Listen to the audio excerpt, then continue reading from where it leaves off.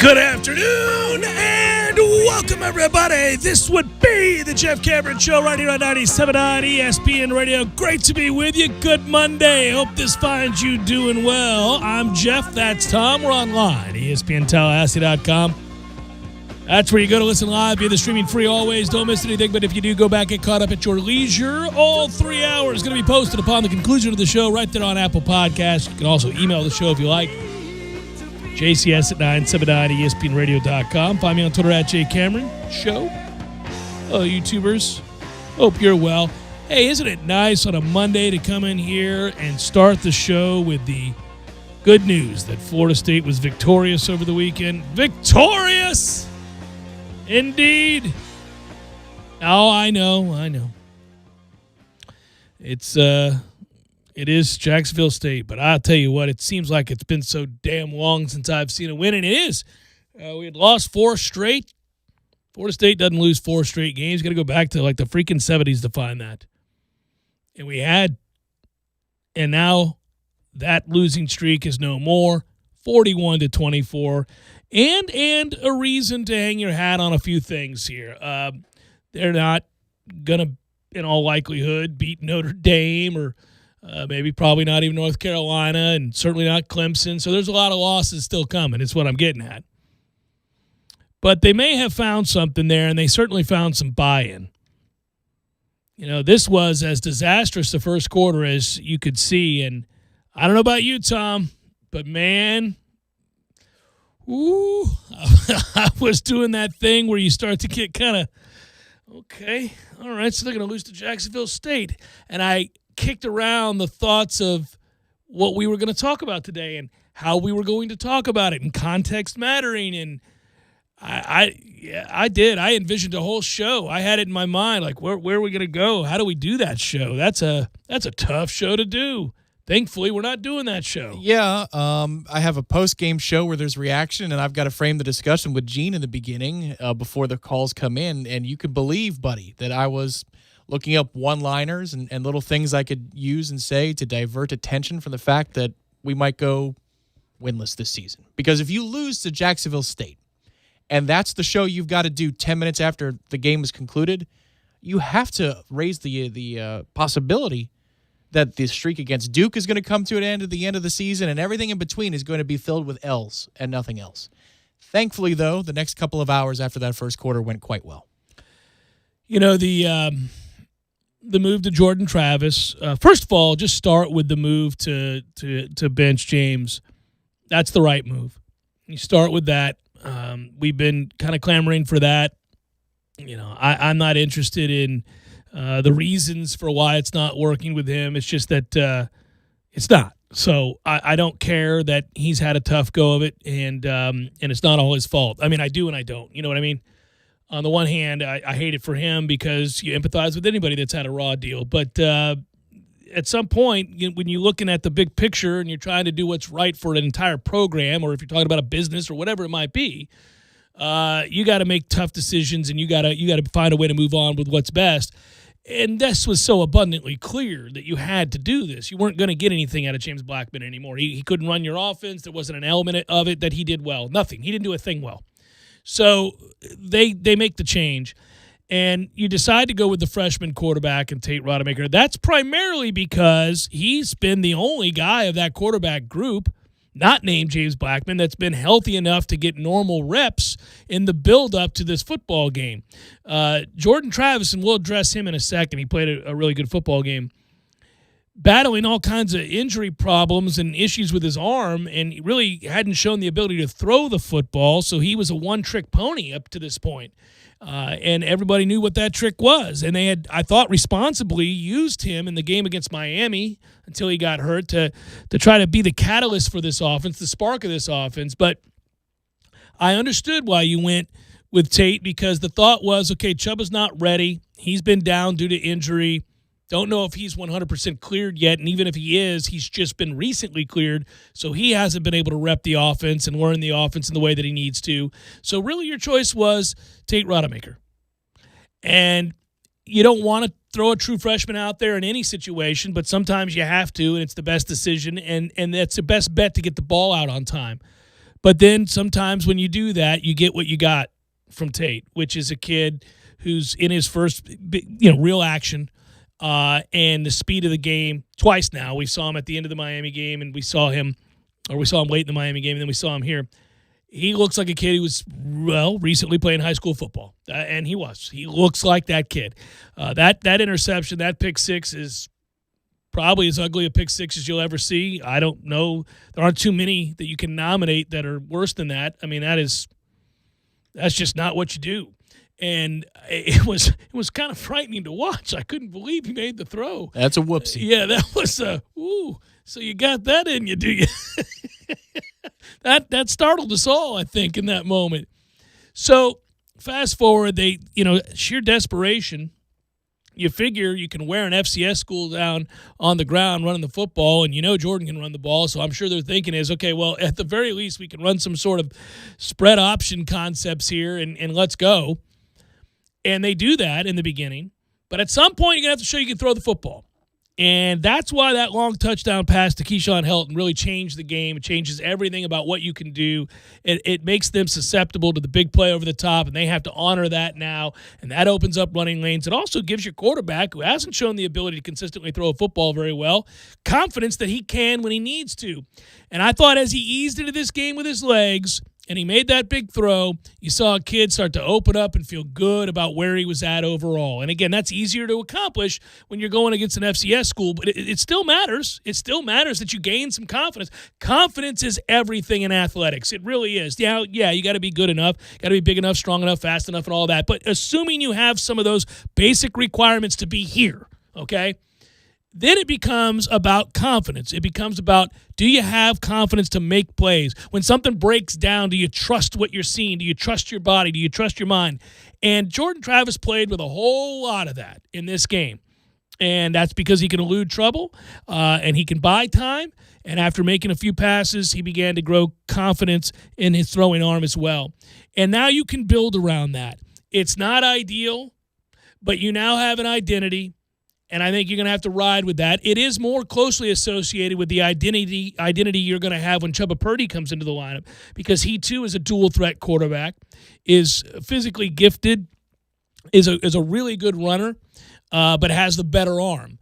And so I think that now you're starting to move in a direction with Jordan that you could slowly begin to put Chubba Purdy in for some packages as he begins to rep it and get more confidence and is cleared to play. So this felt like something of a starting point, a starting block, and something you could build on.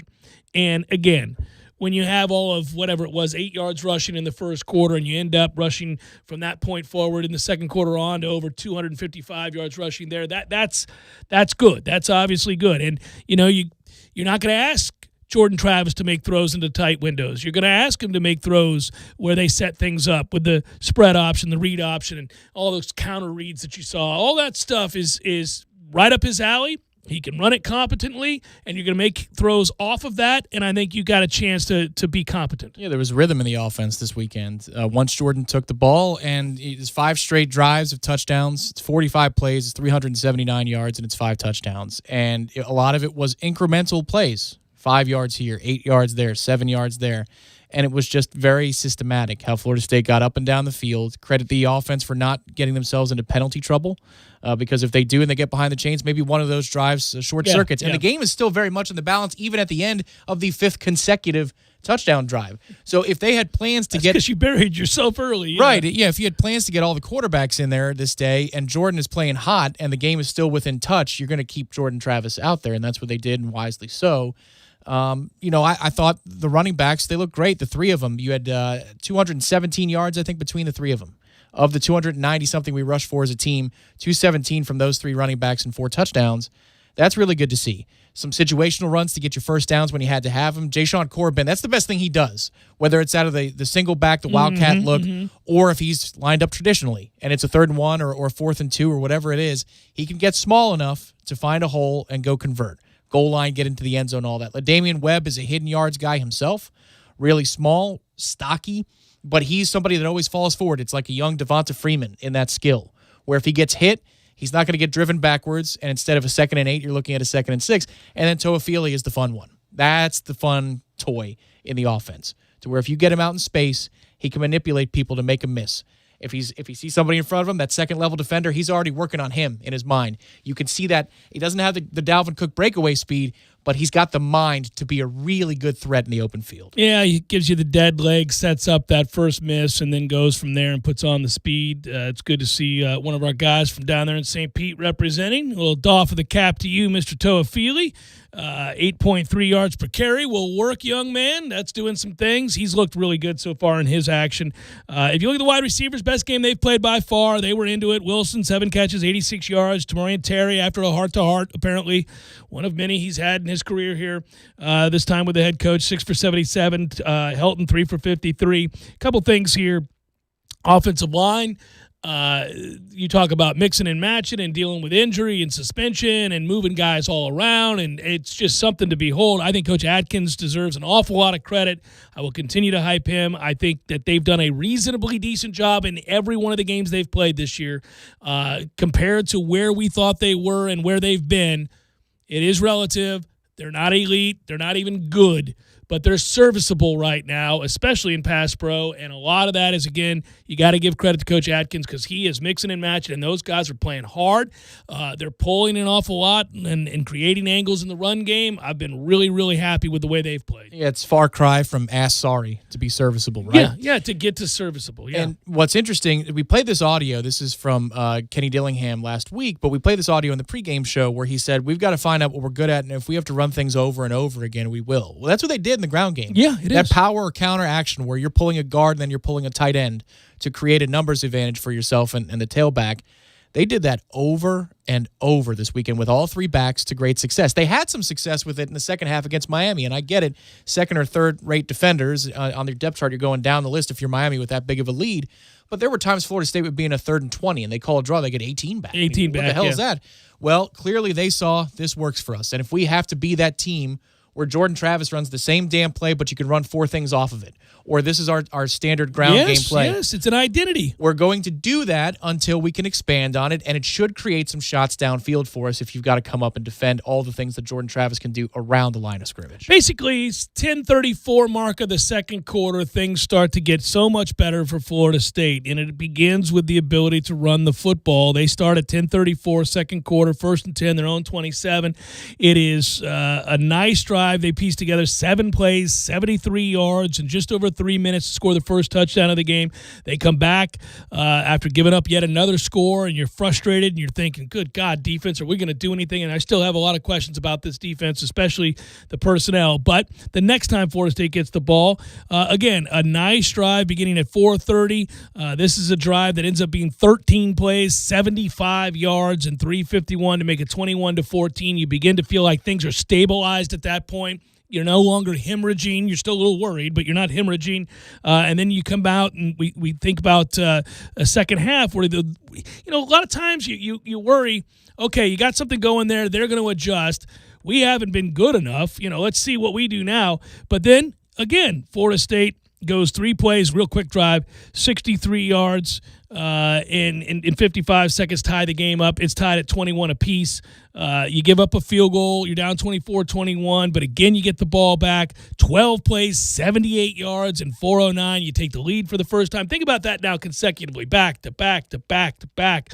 You put these drives together. You've found an identity. You begin to feel good about yourself, and it doesn't stop there. You get a stop on defense finally. You're starting to get a hold of the contest. You get the ball back, and you go 10 plays, 90 yards, 345, 34-24. Is that the first time you exhaled? I think it was the first time I exhaled. Yeah, I think so. You'd seize control of the game. You had seized control of the game at that point. Even the touchdown before that, you could see the sustainability of what was happening and how the game had slowed down for Jordan to a point where this isn't a fluke anymore. He's able to distribute. And I'm all the while knowing that it's an FCS team, and you could see how tired Jacksonville State was getting too. So it seemed like as long as you don't take a penalty or you don't put the ball on the ground, and there was a close call late in the game where Jordan almost threw his own pick six, as long as you don't do anything like that, they're worn down. You don't have to reinvent the wheel here. Just run it right down their throat, and that's what we did. Your final touchdown drive in the fourth quarter, 11 plays, 88 yards, over 6 minutes of time off the clock, and you score a touchdown there and make it 41-24. So, you did what you're supposed to do after giving us quite the scare through the first 18 minutes of the football game. But I would say that more than the win, because you don't get huge amounts of credit for beating an FCS foe. You have more scholarships, you have better players, you should win that game. But what you do get credit for, and what you hope it is the catalyst for, is a confidence booster that allows the players to go out now and play without second guessing, without doubting. The competition is in place now. The message has been made resoundingly clear that he is willing to let young guys play. True freshmen, you're going to play. Redshirt freshmen, you're going to play. True sophomores, you're going to play, even at the expense of a senior or a junior. Seniors and juniors, you're not off the team necessarily. If you're giving good effort and you're out there trying hard, you can still be out there, but you've got competition, and the second you let down, other guys are going to come in for you, and that's just what you have to create for a football team. You got to create competition. Yeah, plain and simple. If you wanted a youth movement, you got it. Oh, you got it. Now, you got it big time. You're also going to get the growing pains that come with it. Oh, so be ready for those. Oh, there's no doubt. And I'm not saying that this win is the spark to go win 7 games. I am saying that I think it's the spark to see better and more consistent play, and maybe something that all we've said for 3 weeks. Can you give me something to build on? Can you give me a reason to follow week to week where I can see growth from either individuals or growth amongst the team? I'm really hoping that, I have a reason to tune in, even if I know, okay, it's too much physically for us to overcome right now to beat Notre Dame in all likelihood. In all likelihood. You never concede anything, but it seems unlikely. I'm not willing to concede the North Carolina game. They did not look good in that football game again. This is the third time I've watched them, and I've thought, okay. Coming off of a 7-6 campaign last year. Listen, we're going to be an underdog. I would pick North Carolina right now if you made me make a pick. Torch this defense. Torch this defense in all likelihood. I'm with you, but I'm not willing to just say it's over. I have a sense that there's a possibility you're in that game in the second half. I'm certainly not going to concede the Louisville game. I'm no longer conceding the Pitt game. Good Lord. Yeah, my hope is that the way this offense played and how physical they were in this game, it seemed to be a little bit contagious, that the defense played with more inspiration in the second half. Maybe it brings us some nastiness that we don't have. Because right now the defense doesn't attack. And I think that's the most frustrating thing is we've been through 3 games. And scheme, you're between a rock and a hard place. I get that with the scheme, but you can still be tough and you can still attack and you can still initiate contact rather than accept contact. That's the hard thing here. Yeah, real quick before we go to break, I do want to start here at the beginning of the show in the first segment by acknowledging the news today that legendary head football coach Bobby Bowden, iconic head football coach Bobby Bowden here at Florida State, has tested positive for the coronavirus. He was quoted as saying that he doesn't have much energy right now. Outside of that, he doesn't feel like much has changed, so he's doing okay as we speak. But, talked about a lack of energy. Other than that, feels a little asymptomatic. Hopefully that's the case. We're rooting for Coach Bowden. We wish him well.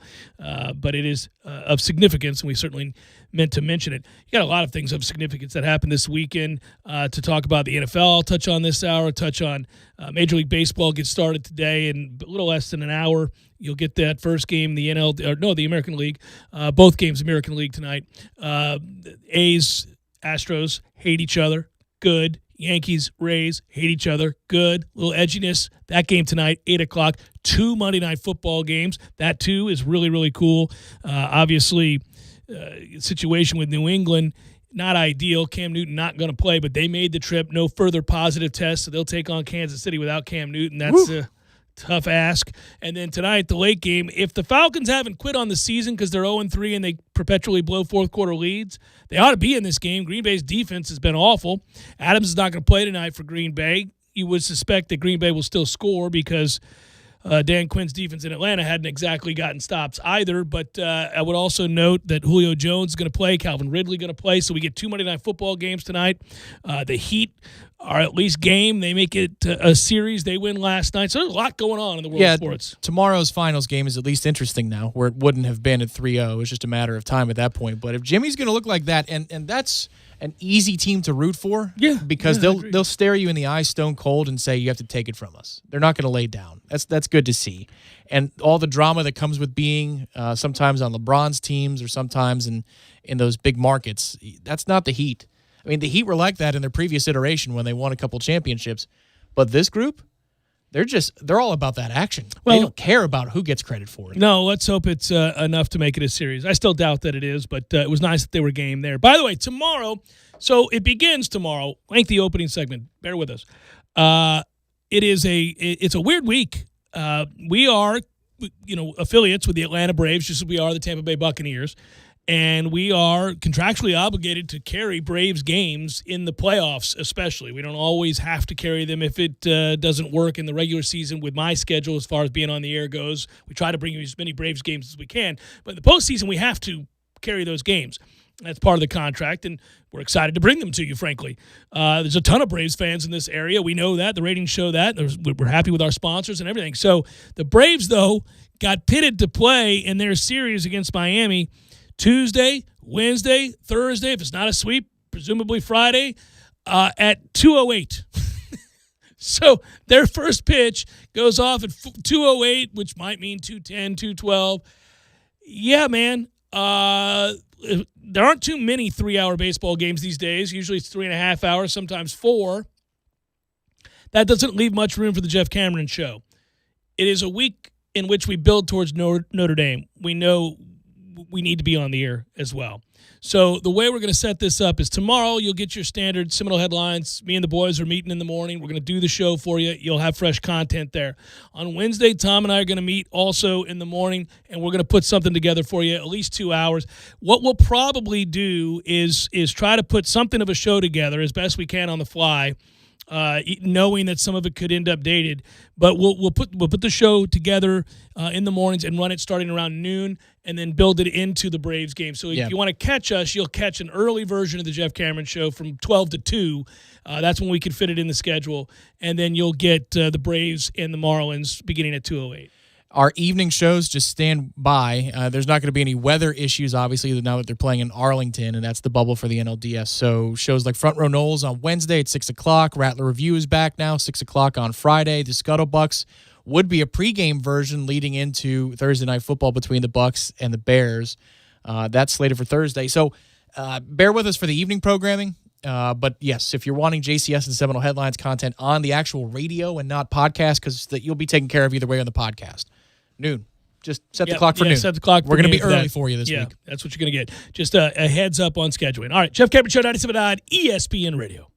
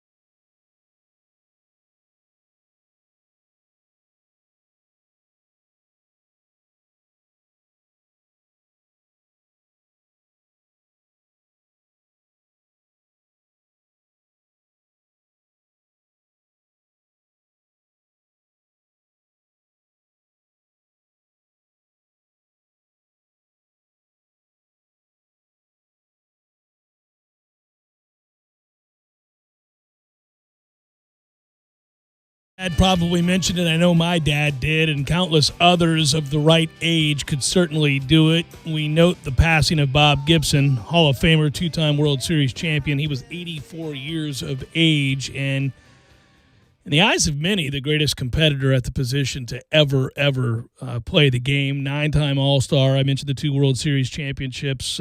It's 9 starts in his World Series games. He went to 3 World Series. He started 9 games. He came out, think about this, Tom. He was available to pitch, I think, 81 innings, 82 innings in the games that he pitched, and he pitched in 81. He was pulled in the 8th inning of 1 start for a pinch hitter. Other than that, he maximized every outing. It's really insane. He was the 1968 National League MVP as a pitcher. He had over 3,000 strikeouts, 250-plus wins, multi-time Cy Young Award winner, of course, World Series MVP, 9-time Gold Glove winner. He was also a really good hitter as a pitcher. He once played a season with the Harlem Globetrotters as well. He was an incredible athlete just across the board, and a 1981 inductee into the Baseball Hall of Fame. 68, I think, was the year of the pitcher, too, and he was the headliner. My dad has reverence in his voice specifically most often around 3 athletes across the big sports in America. Jim Brown, Bob Gibson. Jimmy Brown. Yeah, it's never Jim Brown. So he's Jimmy Brown, Bob Gibson, and Sandy Koufax. Those are the 3 that he goes, you just don't mess around with those guys. Like, they are for their own reasons and their own ways, but toughness was certainly for Bob Gibson and Jim Brown. That was the defining factor. For Koufax, it was nastiness with the stuff. But you didn't mess with Bob Gibson. You don't try him. Pancreatic cancer, unfortunately, is the reason for his passing at the age of 84. In 1968, he finished that season with a 1.12 ERA. That is virtually unhittable.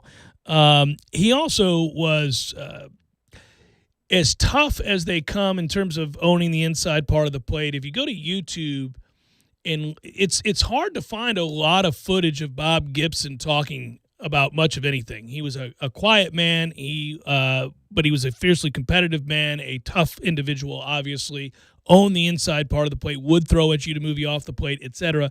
But he had a philosophy about that. It wasn't just random that he was trying to hurt you or anything along those lines.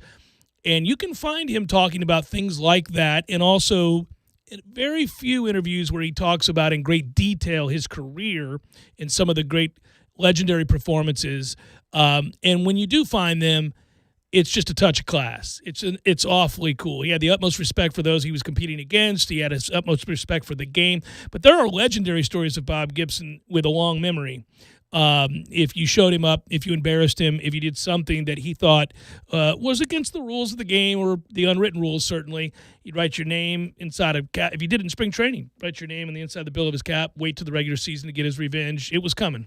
It was coming. Yeah, I remember this is the old days for my generation now, if somebody Matthew's age probably doesn't remember, but ESPN Classic. Remember, ESPN Classic was a network. It still exists, like on channel 1,522 on a lot of these providers. But remember Sports Century? And that series? It was a great series. Bob Gibson was interviewed thoroughly in Sports Century pieces. Yeah. And he was great. He would flip that light switch back on. The competitor would come out, and the look in the eyes when he talked about certain at-bats and certain moments and what he was thinking. He's thinking, I'm going to kill you. Like that, he'd say stuff like that. Like, I'm going to kill you. And you could tell the way he pitched, that was his mentality, 100%. And he had to answer for it. He played the National League. So he had to answer for everything he did. And that's why it's easier to get behind somebody like that. Think about this. And this is unparalleled greatness. From the months of June and July in 1968, 12 starts, 12 complete games, 12 wins, 8 shutouts. I mean, where are you going with that? I mean, think about that. 12 starts, 12 complete games, 12 wins, 8 shutouts in that time. Holy moly. Yeah, Tim McCarver is, of course, his battery mate, and legendarily they had a fondness for one another, a love and a true friendship. There's a great quote from Tim McCarver. Bob Gibson is the luckiest pitcher in baseball. He's always pitching when the other team can't score any runs. It's the Jeff Cameron Show, 97.9 ESPN Radio.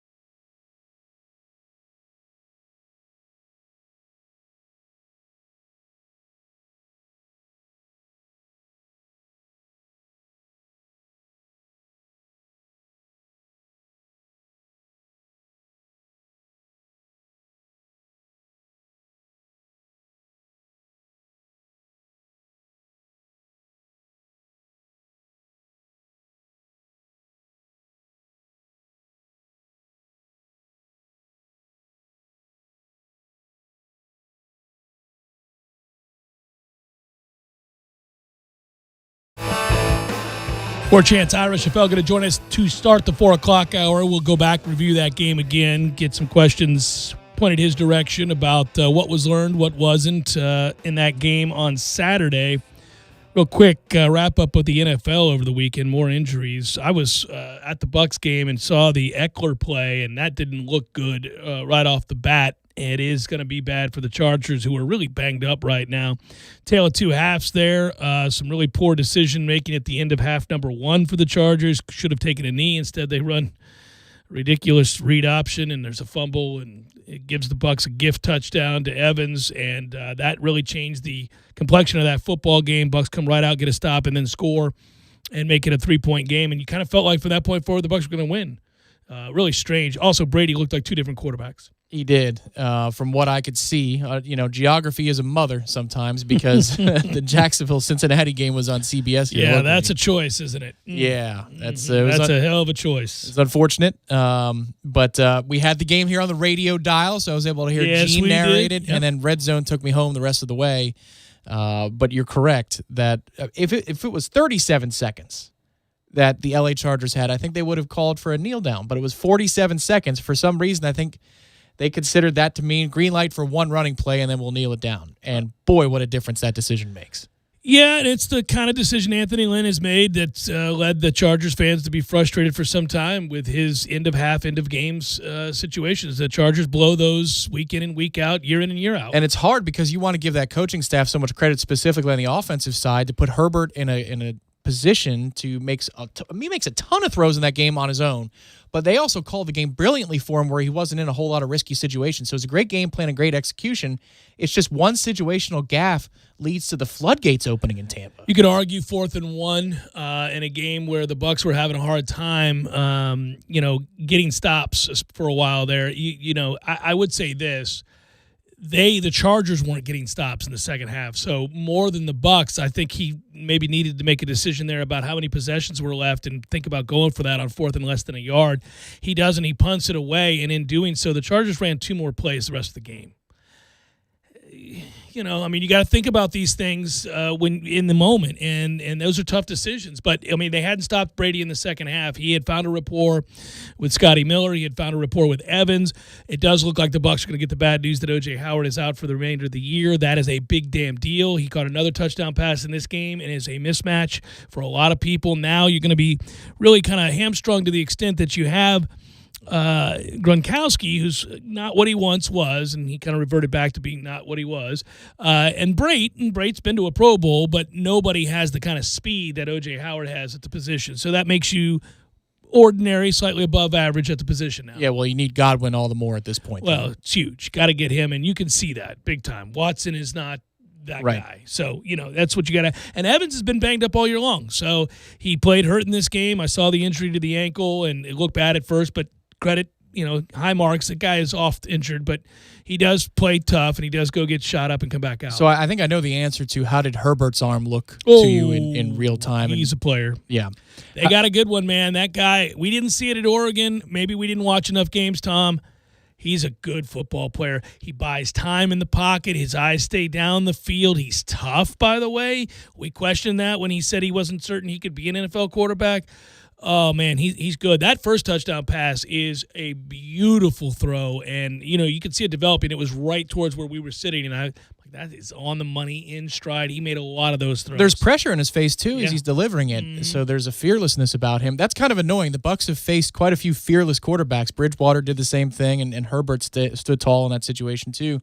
Throws a good back shoulder ball for a touchdown. Does a lot of things very well, man. He can buy time. He's athletic. Again, he's the touchdown on 3rd down, which is unforgivable. It's 3rd and 7, and you give up a bomb.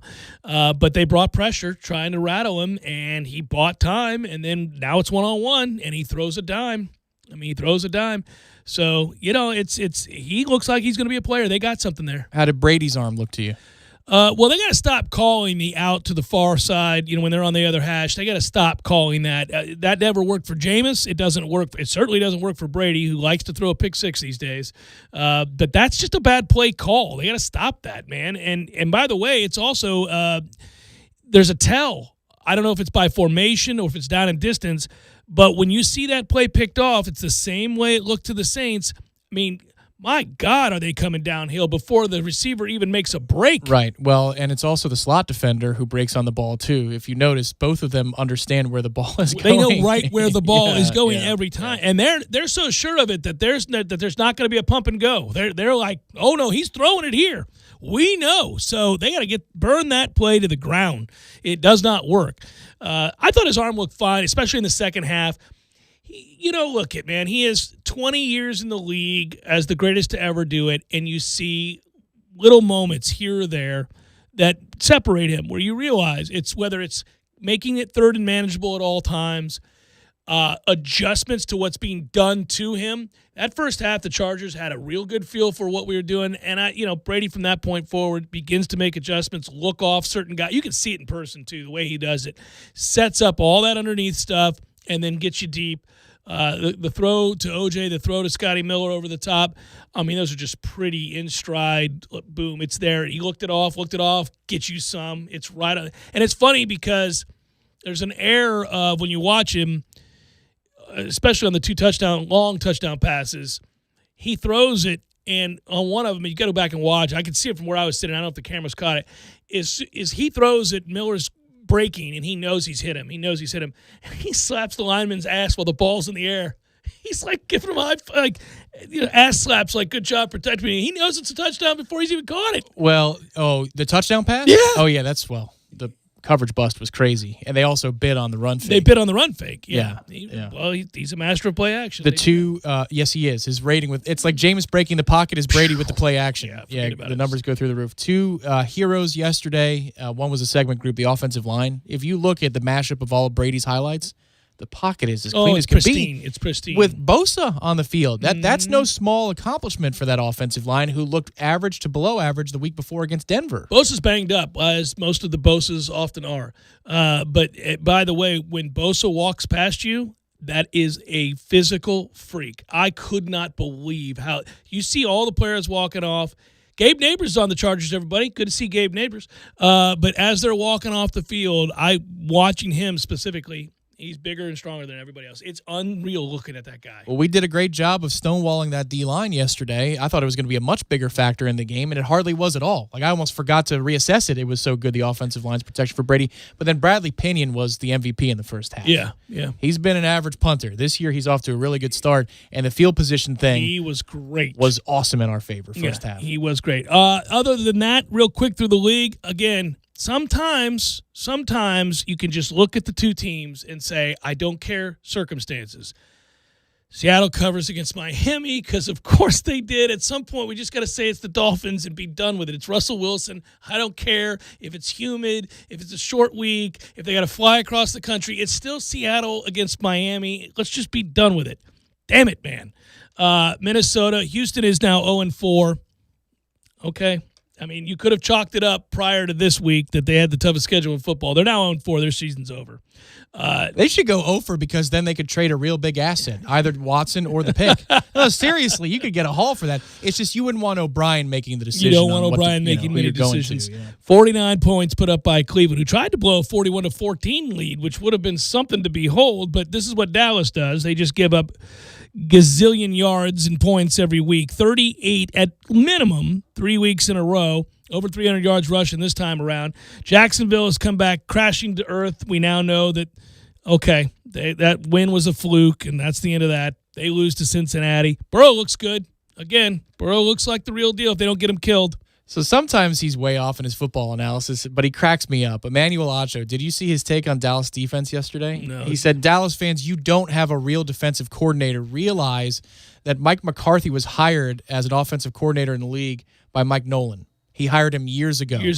So this is a favor being done to an old friend because Nolan's defenses the last 3 years he was in the league, it's like last, 28th, 27th. You don't have a defensive coordinator. So expect this until you get a new body in there because this is cronyism at its finest, and it's not going to work for you.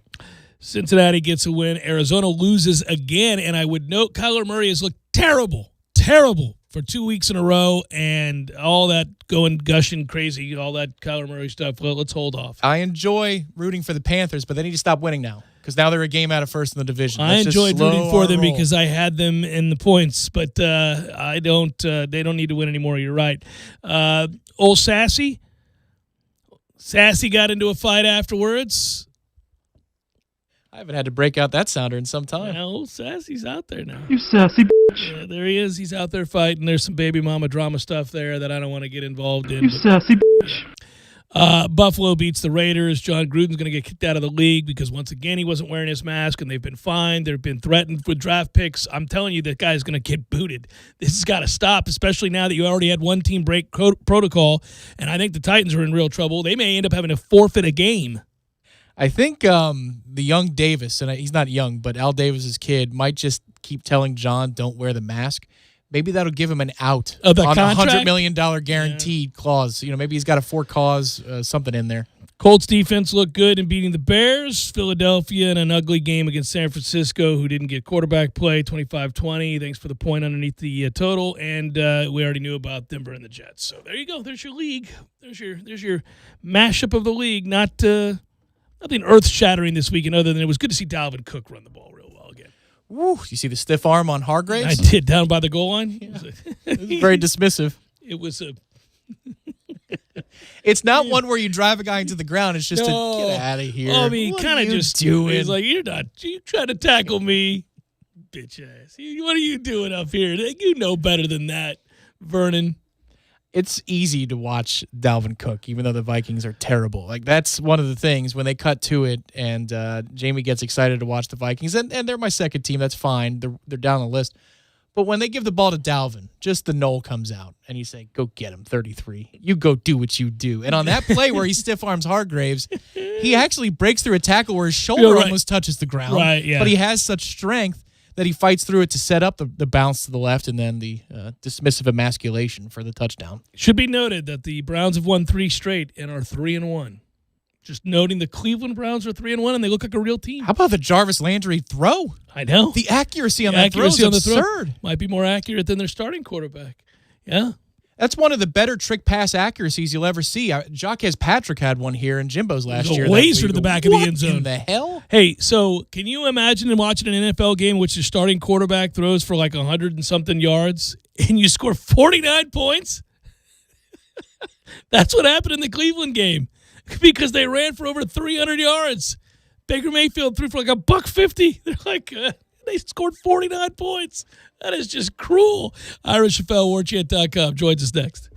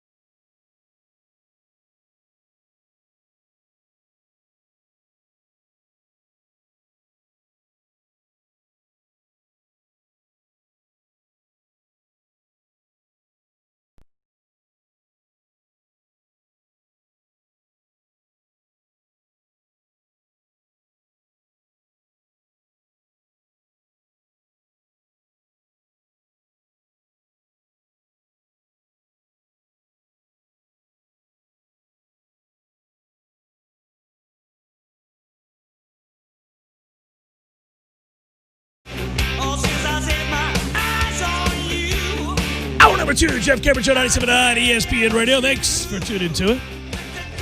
Good Monday, everybody. I'm Jeff. That's Tom. We're online at ESPNTallahassee.com. That's where you go to listen live via the streaming free. Always don't miss anything. If you do, go get caught up. We'll post it on the Apple Podcast. You can email us if you like, JCS at 979ESPNradio.com. Hello, YouTubers. All guests appear via the Phone Hero hotline. Phone Hero specializes in iPhone and iPad repair. 2 locations, 2915 Cary Forest Parkway, 833 West Gain Street. Online at phoneherotlh.com. As we're wont to do on Mondays, it's nice this time to bring in our good buddy Ira Schoffel, warchant.com, the website. It's nice to bring him in and talk about a win. I don't care if they would have stomped a high school team this Saturday. I would have been this kind of enthusiastic to talk to Ira after a win. I would also encourage you, before I bring him on, to go to warchant.com and read his 3-2-1. He does it every week. Right after the game, you can start to look forward to that. They post it on Sunday, and you can read what he thinks is going to happen in the future. Hello, Ira. How you doing, buddy? I'm good, man. Yeah, dude. I'm just glad we get to talk to players and coaches after a win, because I was dreading when it was 14-0. I was thinking, man, what in the world are we going to ask Norvell and these guys this coming week? So at least we have some new things to talk about. What would you have asked? I don't know what could have been asked there. Coach, has any coaching regime ever gotten off to a worse start at their new place? Can you name one historically? Can you, off the top of your head? Yeah. Well, listen, I think if there were any questions going into the game, they are no longer in question, and that is the idea that will they go young? Will they full on get some players out there that will fight and be part of the solution moving forward? Will he make, as you pointed out in your column I just referenced, will he make tough decisions to bench the likes of James Blackman, but also in some cases guys are being told to sit for various reasons, including rumors of a missed curfew, others who perhaps just acted up and needed to have a seat and weren't performing. Warren Thompson's on the sideline. So these are all good things. If you're a fan, above and beyond, so what, you beat an FCS foe, the coaching staff is going ahead and embracing playing a lot of people right now, and I think that's the only way forward.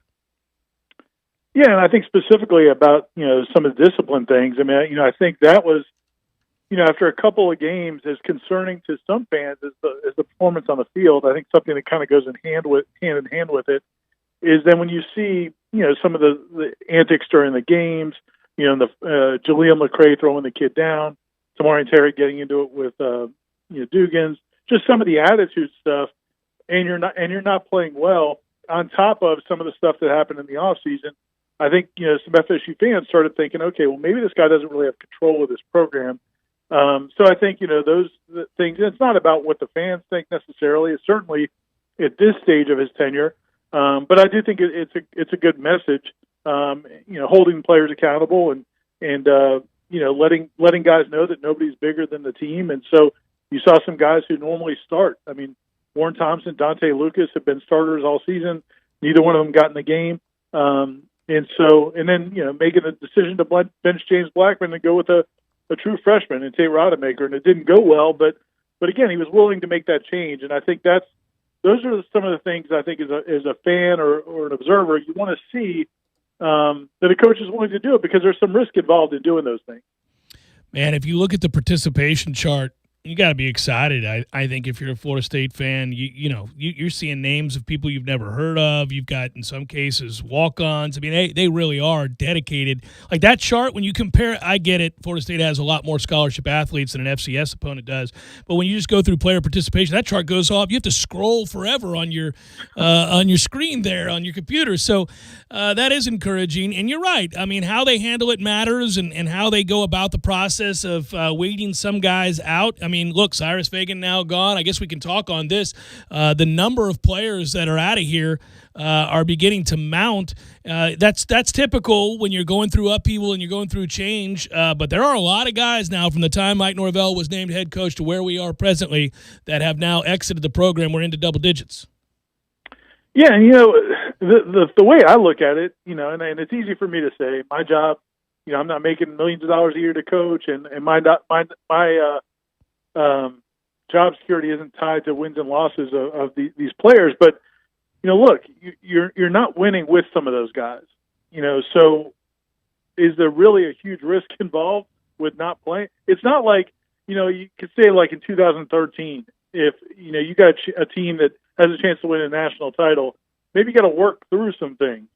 But I'm thinking, man, a team that's already not any good and you're playing with players who have proven they're just going to get you beat, it makes sense to hold guys to the highest possible standard. And if they're not willing to get there, okay, make room for somebody else. And so I think those are positive things. And, I also, we'll see what happens with James Blackman. I mean, this is, got to be a really difficult thing for him to go through. I don't think he has anybody to blame for it other than the fact that he's, gone through what he's gone through in his 4 years in Tallahassee. But, we'll see what he ends up doing because, he's certainly not only is he not starting this week, Jordan Travis is starting, but you would expect, even if something happens there, James Blackman's not going to be one of the first people they go to next.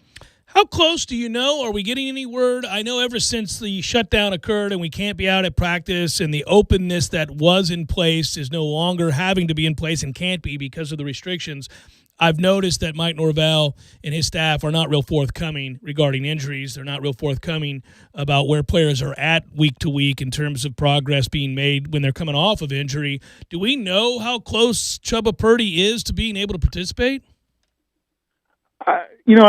I was told a couple weeks ago that even though he was back at practice, that it might be 3 or 4 weeks before he would actually get a chance to play. And what I don't know is if that's just to be absolutely sure he's 100% healthy. I don't know if that's because he still had ground to make up in terms of learning the offense. Yeah. I don't know if that's, hey, let's get through the Notre Dame game without having to use him, and then let's use him as we go forward to the towards the second half of the season. So it may be all of the above. I didn't report that when I heard it because I didn't know 100% sure if that was going to play out because we were hearing from other people that it might be sooner.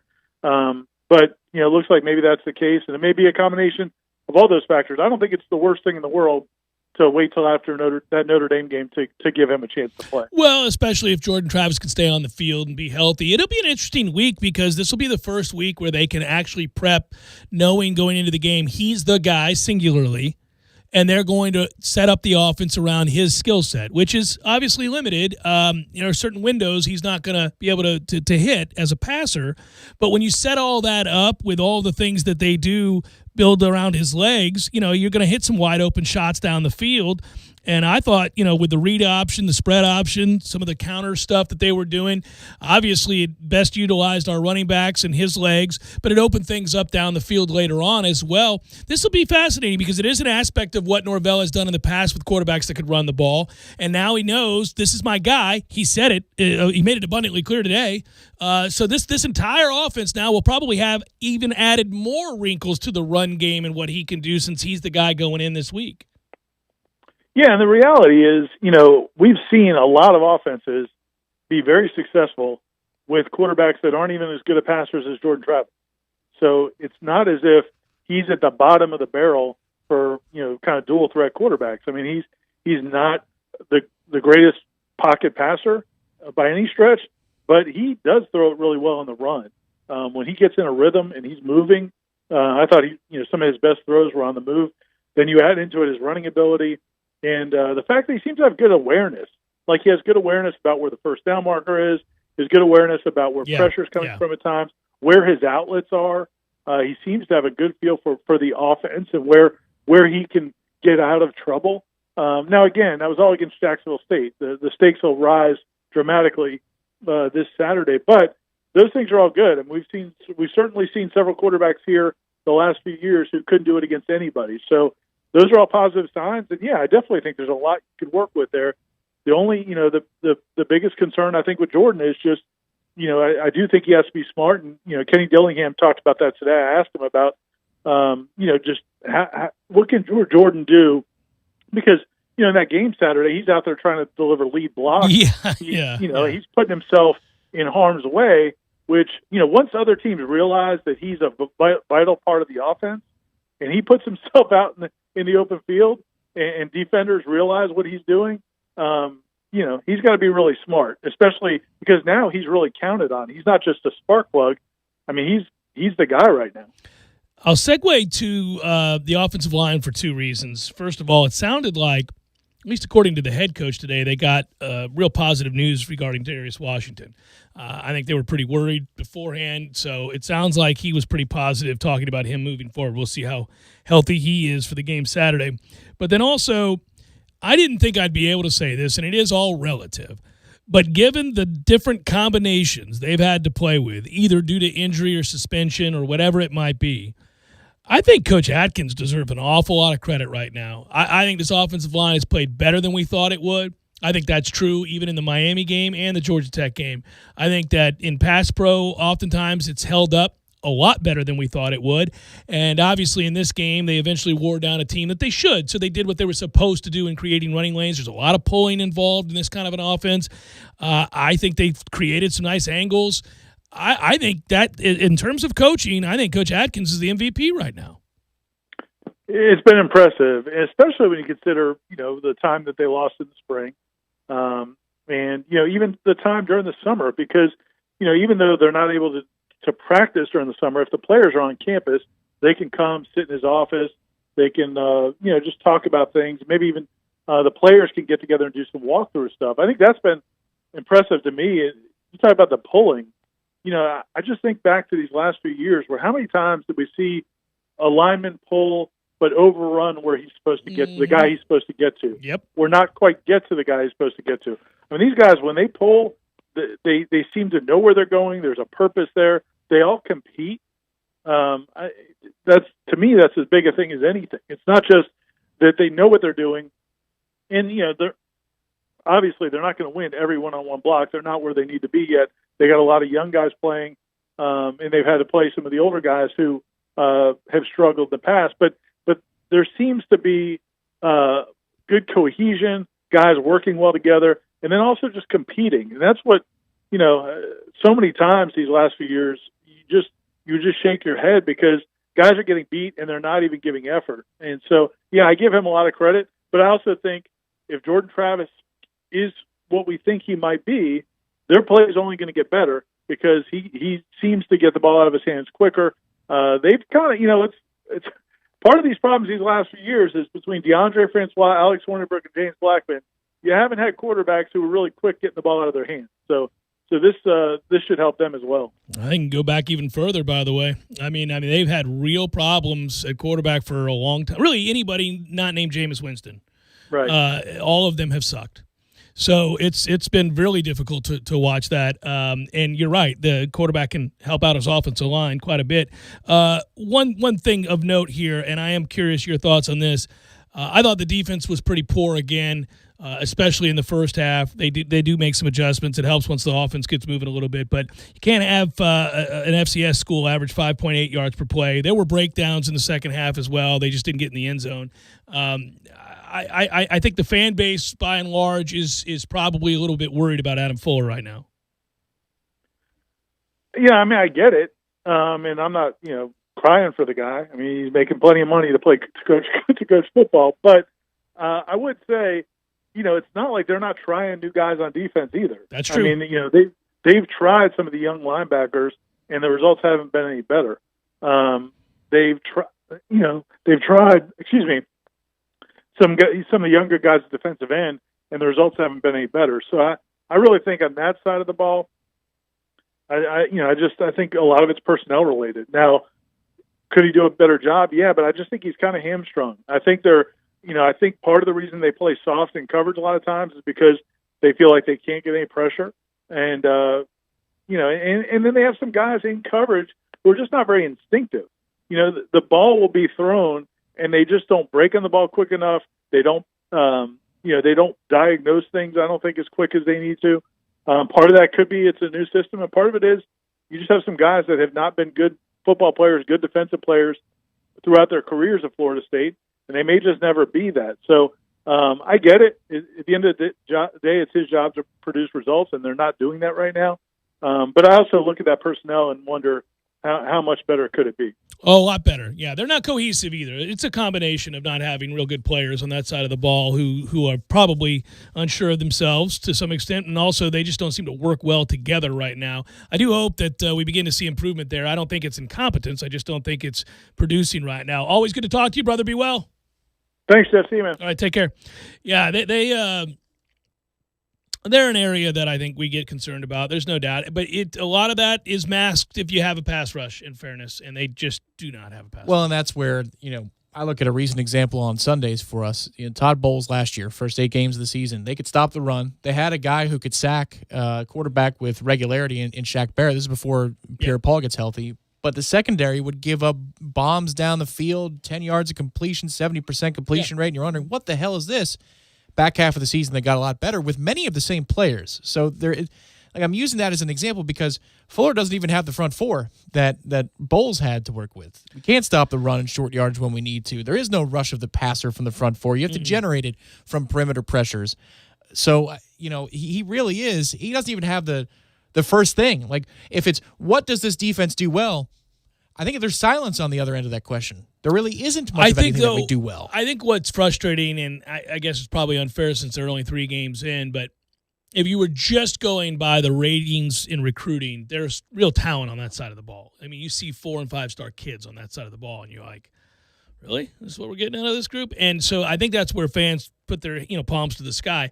But really, if you go back, they didn't get anything out of him in the last regime, and they weren't getting anything out of him at the end of Jimbo's time either. So it's several years into not getting something out of that side of the ball with players that should be better. 2 sacks on the board on Saturday, buddy. Yeah. 2 sacks on the board. Did you see the Marvin Wilson dance after getting a sack?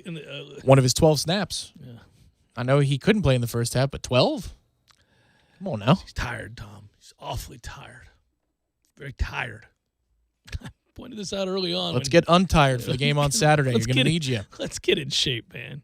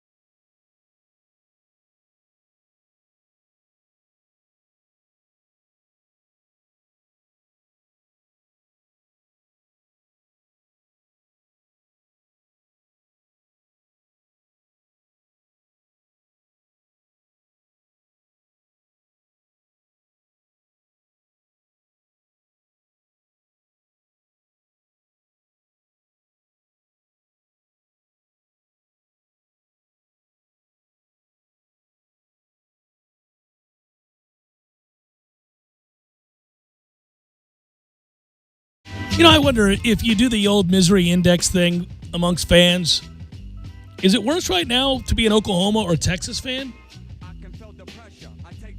Because you had actual expectations of being great, and you're still waiting in Texas to get a stop on somebody at some point. I mean, they don't stop anybody ever. And obviously anybody in the Big 12 actually can hear that phrase uttered frequently. But if you're going by star ratings at Oklahoma, and I know that's not how football is played, you'd say that there's no reason they were in a game against Iowa State. But then they lose to Iowa State and give up 37 points in the process.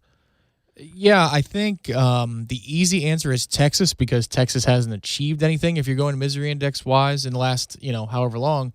But for Oklahoma, it has to be infinitely frustrating to be able to get to the playoff and not do a damn thing with it. Lincoln Riley can be a genius and he can win Heisman's for your university, but, getting over the top and beating a Clemson or an Alabama for a title is another ball of wax altogether. So it's like you're so close, yet you're so far away. I guess what I would say is that, and I was adhering only to this year's index because Florida State's terrible, and, we looked like for a moment that we were going to be in a real battle to beat Jacksonville State. But I think somewhere in there you go into the season unranked knowing that you have very little in the way of expectations, and Texas is still waiting to take off under Herman, and it's just not happening. And then with Oklahoma, my God, the Kansas State collapse, and then, now this to Iowa State. Like, well, grand opening, grand closing. I know it's a nothing season for a lot of teams, but there's way too much talent there for that to be happening. It's bizarre. Well, yeah. I mean, you can lose one and still make the playoff, especially in this year if you have style points and, you have unequal resumes when it comes to the amount of games played. Like, Oklahoma still had a path. They did until,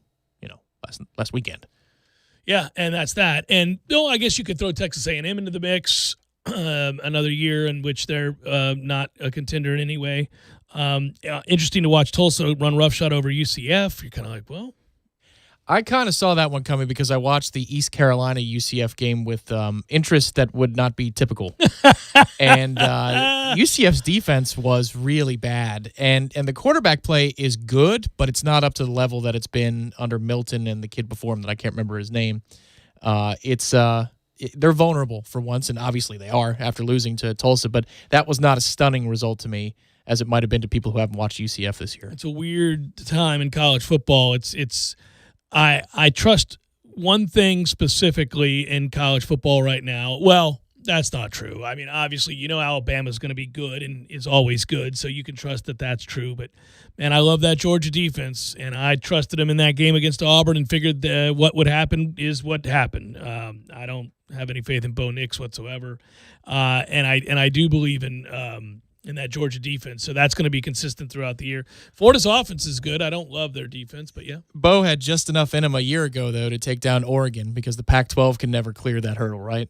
So he had just enough to do that. Just enough in that final drive, and they choked that away. Not much else. Hasn't been much since, no. But that was an ugly loss for Jimbo and Texas A&M, and now, you got to wonder what their fans were thinking as I go over to that side of it. I think the old $75 million is not adding up to being competitive against the best teams in the league. That's. Yeah, they got Florida this week. Is that right? Yeah, I think they do. It's old Mullen versus Fisher. There you go. I am, that actually could be interesting because obviously Jimbo had no such problems with rivals here, although Florida and obviously A&M are not rivals. He's going to need a showing. Like, you're going to need to have a showing at some point here where people go, okay, that looks like a well-run organization. Yeah, that's a noon kick this weekend. Did you see him in the pregame show? I mean, on College Game Day? Jimbo? Oh, Jimbo? Yeah, he looked beleaguered. What is going on? Yeah, well, Jimbo here was up and down. Man, that is beleaguered is exactly right. You wanted to put your arm around him. Hey, you sleeping at night, buddy? We need to lay off the sauce. We're having some issues here. I think he realizes he was in trouble. What's going on here? I saw Corso sipping on the Lightning Cup with Thunderbug. That was the best part of game day on Saturday. It was. We do have a couple of questions. One of them centers around Jordan Travis, and I figured we might get some of these. This is from Justin, who writes, "Hey, Jeff, as a lifelong Bucks and Knoll fan, I appreciate the show. I live down in Miami now, so being able to check in on the podcast and use it as my all-in-one for both teams helps out tremendously. I'm incredibly confused with what I saw out of Jordan Travis. I mean, I keep up with everything FSU and would drunkenly tell my friends at the bar last year we should start that kid from Louisville. At least he admits it. Sure enough, we did, and he had some incredible runs. My confusion, though, is that both sets of coaches had a muzzle on the kid's arm. We rarely got to see it, and when we did, it was not great to say the least. This last weekend, though, we saw him making 40-plus yard bombs on target, rolled out to the left of the pocket, and goes on to talk about how well he's played. Do I think it was a fluke, or what's the reason that they didn't allow him to throw previous? Justin, I'm sure if people were not, I guess, keeping up closely, they had the same type of question. I'm not ripping you. What I'm saying is that we had heard whispers that Jordan Travis suffered an injury in camp to his throwing arm. Or entering camp. Camp. Yeah. We weren't sure which. But because remember, he had a great scrimmage, and Norvell gushed over him, and then suddenly things got eerily quiet. It was cloak and dagger, the comments on that, because I don't even know if he had a great scrimmage that he participated in it, but Norvell was talking about how there is no ceiling to what it is that he can do. He went on and on about how great he was. The participation in camp and scrimmage was that's a better point. murky. Right. Yeah, we weren't sure what he did or did not do. What the hell is that juxtaposition? Yeah, right. Like, okay, so you love him, but he can't play? Like, how's this working? Well, yeah, and then at some point it all added up to limited reps. So I guess what I'm going to get at here, Justin, to answer the question is he clearly was banged up in some way. He was not able to throw the football. Now, that's never going to be his strength in terms of accuracy and arm strength and all of that. But if you set it up the way that Florida State did, certainly he can be effective. Yeah, I mean, listen, it was a revelation this weekend in the sense that he could get the ball down the field and it was relatively accurate, given what it looked like he was nursing, which was some sort of throwing injury. But it's like we saw him in the spring game a couple of years ago. He has arm strength. It's not like he doesn't have an arm to speak of. It's the accuracy that you're going to question. It's the ball placement. It's all that kind of stuff. The ability to read an in-breaking route at 12 yards depth and can you deliver it, where it needs to be. That's still way up in the air. It's just that we were wondering if he could throw a forward pass at all because he spiked one in the ground in week one, and we knew that there was something wrong up top with him. So, and then the way the game was called, you thought, well, they must be calling the game away from him having to use his arm unless it's some sort of trick play or gadget.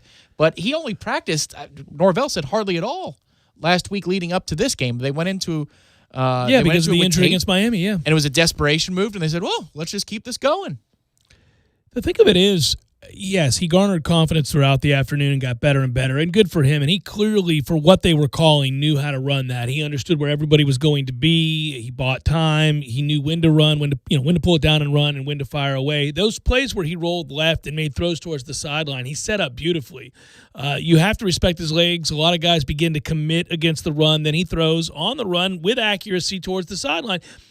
We're not going to mistake him for being an elite pocket passer or even an elite quarterback. He doesn't have to be, though, for them to be effective enough to flip some field position and score enough points to be in a game if this defense can get more consistent and get off the field on third downs and somehow generate a pass rush. These are a lot of big ifs.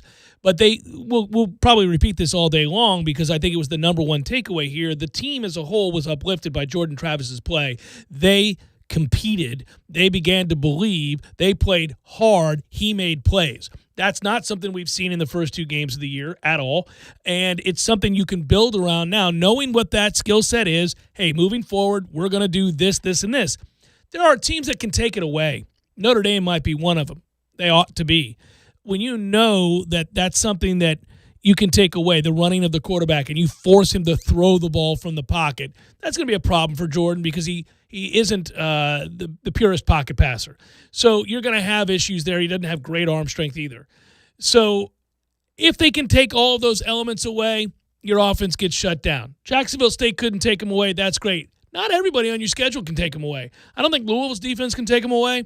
I'm not certain that NC State's defense can I don't think NC State's defense will take it away. Don't think Duke will take it away. Not sure Virginia will take it away. So you got to play to win some games here now. You were on the verge of maybe winning one or two games at best. So if that gives you a chance to win 4 or 5, then you run with that.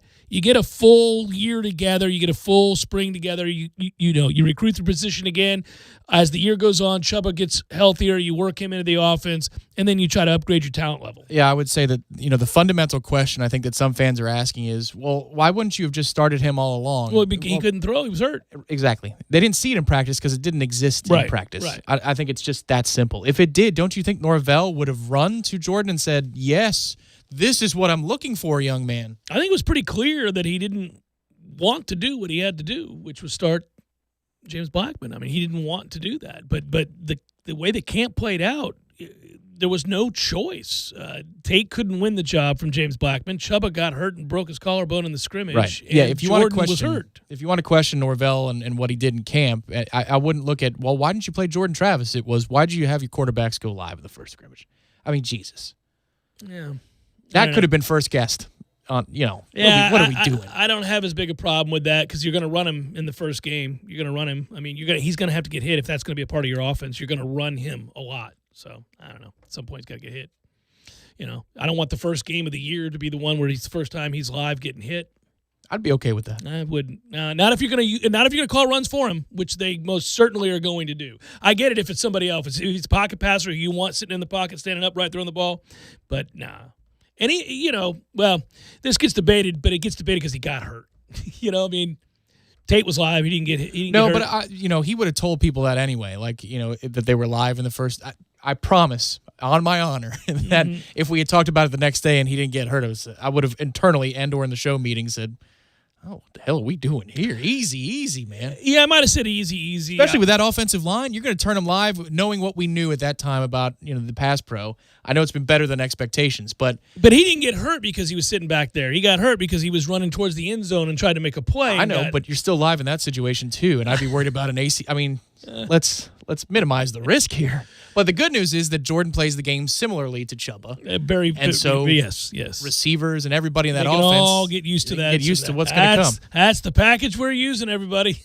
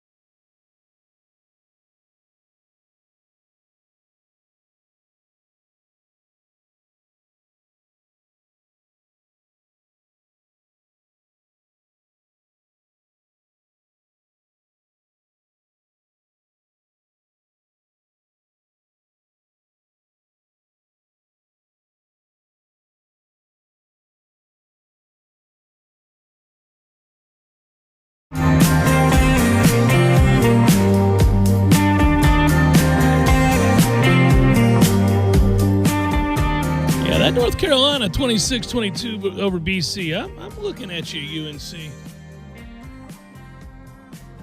Hang in there, Florida State. Come on now. They had a lot of chances to close that game out, and they did not. No, they didn't. That 26 was actually a 2-point conversion return. I know. I saw that because it was 24-22 with an opportunity to be a tie football That's game. correct. What are we doing here? Yeah, they're playing. That was a funny laugh. They're playing Virginia Tech at noon. So this weekend slate is the Gators and the Aggies at noon. Virginia Tech, North Carolina at noon. Of course, Red River at noon as well. Tennessee, Georgia at 3:30. That might be an interesting game. Yeah. And then the nightcaps are kind of snoozers. Alabama, Ole Miss, Miami, Clemson, and us in Notre Dame. Should be mentioned again if you missed it in the first hour. Unfortunately, the news is disappointing. You hope for the best, obviously. Coach Bowden, former Florida State coach and icon, has tested positive for coronavirus. He was hospitalized last month for an infection in his leg, but that's unrelated. He's okay now. But he says he's lacking energy. Other than that, he feels fine, feels somewhat asymptomatic. So we hope that stays the same, and hopefully he'll be all right. Coach Norvell, of course, mentioned it today in his Zoom news conference, obviously wishing the best for Coach Bowden. So just to get that out there, certainly we do too. And then also something, you'll hear me mention it again. We've mentioned it in the first hour. We just don't want you to be like, what the hell's going on when you tune into the show tomorrow. Braves baseball was scheduled all week long, their series against the Marlins. We are contractually obligated to carry the Braves games in the postseason. And we're happy to do it because it's been a good relationship, and we've run the Braves games this year, and obviously there are a lot of Braves fans in the area. But we're not happy with the time that they were given for all of their games, Tuesday, Wednesday, Thursday, and if it still goes forward, I guess Friday too, if it's not a sweep. That's correct. It's 2:08. Well, baseball, we're talking about probably about 4-hour games here, so it pretty much takes up the show. So tomorrow we'll have headlines for you. We'll air at 12 to 2. And then Wednesday and Thursday, and we'll see about Friday, we'll also put together a couple-hour show for you that we can run something. We want to give you some content. So, hopefully it doesn't get dated, but we'll come in the morning and do a couple hours for you and run it at noon and then go from there. That's the best way we can work it in with the schedule and the other shows that we have and the things that we can and cannot replace. So that's how that has to work. We deeply apologize to those of you who set your watch by Greeny from 12 to 1, but we will be preempting that this week. There you go. Oh, boy. Well, what are you going to do? What are you going to do? Hey, I'm actually excited to listen to the Braves games. Their broadcast is outstanding.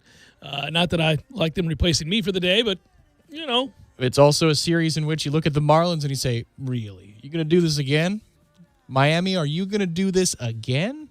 Never lost a series that they've played in the postseason. Braves fans like, really? This can't possibly happen.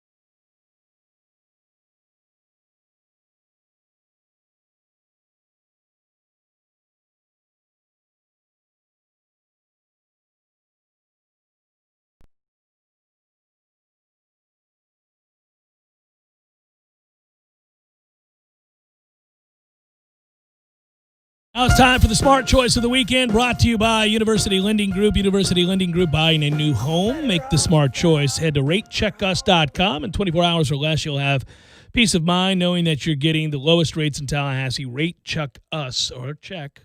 You can do it. I keep wanting to say Chuck. Ratecheckus.com. Just going young, man. Giving guys chances. Getting the most out of young players fighting for playing time. It's the best way to create competition and create the buy-in that you're looking for. That seems to me the best move that Coach Norvell made, and Jordan Travis. Well, the rhetoric after week 1 and the Georgia Tech loss was not, James is our starter, stop asking me the question. It was the best player's going to play, which was aggressive rhetoric at that time to signal to the locker room that nobody's safe. But you got to actually follow up on it, right, and follow through. And that's what they did in this game, across the board, not just at the quarterback position, other places. And what that signals to the group is, oh, man, I better be on it. This guy is not, like, if they're going to try him, he's going to have an answer for the player. If they tried Willie would back down. DeAndre Francois, first example he had, first chance he got, and he backed down. If there was any doubt about this coaching staff being in that side of the camp or on that side of the camp as a player's coach, I think that doubt is washed away this weekend. They've got to continue to do it, but they've already set the tone, which is good. Yeah, it is good, and I would also say that you found some people here now, some pieces to the puzzle in doing this. You've got a running back by committee group that seems to feed off of one another, that plays hard for one another. They're rested. They run hard. I like that group more now. I don't think they're dynamic. Toafili has a chance to be, but I think they can run physically. They care about each other. They seem to run with a lot of what for. An instance or two I can think of immediately, one with Toafili in which you got a two-back set in addition to the quarterback, and one of those guys doesn't get the ball, yet they make a block, leading the way for the other. Make a block. I thought the receivers blocked this weekend. They weren't great, but that's the best they've given effort so far. I mean, a lot of times you got guys just standing out there, not engaged, and they blocked a little bit more. They can be better, but it was an effort thing. You saw that there. And Jordan Young, I think, is the one that you can count on for the most part to be that blocking presence. Love to see him get the ball a little bit more and get rewarded for the hard work. But that should be better. He made a great catch on the one. The adjustment. The adjustment. That's an underthrow. Yeah, that's going to get picked off against Notre Dame. That's why, if you're ready to coronate Travis, I'm not yet. No. He does not have a great arm. He is an average player who has great running ability. Yeah. But he's an average thrower with great running ability. No, you've got to definitely call plays according to that skill set. Understanding, do not ask him to fit the football in tight windows. Yeah, it was better on the perimeter for wide receiver blocking this week, but it still can get a whole lot better. And given that your head coach is a wideout and you have Ron Dugans here coaching the position, that should be something that we can just set and forget and never have to think about twice. Well, I think the bar was so low. Where they've been, how bad they've been. I called them the worst segment on the team. Through 2 games, and I think that's accurate. I thought they were the worst segment on the team. Now, the defense didn't give us much to write home about, but, boy, receivers have just been putrid. They perked up. I think there is no doubt. Look, everybody knows this. You've seen it with your favorite team in the NFL. You've seen it with your favorite team in college, and if you played football yourself, you've been on teams perhaps that had this happen. I know I have. Man, if you get a quarterback that comes in and he's merely competent and he can keep drives alive with his legs, he finds a way to create a spark. That's why the backup quarterback is everybody's favorite player. It's a lot of times it's nonsense, but there's something to the psychology there when a guy comes in when the other guy's been stagnant, when the other guy's been bad, and he hasn't given you a chance to win games, and he doesn't keep drives alive, and he puts you in a bad position time and again, because then you go to the sideline bereft of hope, as I like to say. You know that guy's not going to make enough plays to get you back into a game, and Jordan Travis made enough plays early on and provided the spark for them that let them know, okay, we've got a chance to win this game as we should win this game, and I've got a chance to be involved in plays. Like a lot of guys, if you're a receiver and your quarterback's inaccurate, he's not getting the ball out on time, he's not seeing things, those guys, they're prima donnas as it is, wide receivers. They start to sulk, and they're just kind of going through the motions because they don't think the ball's coming their way.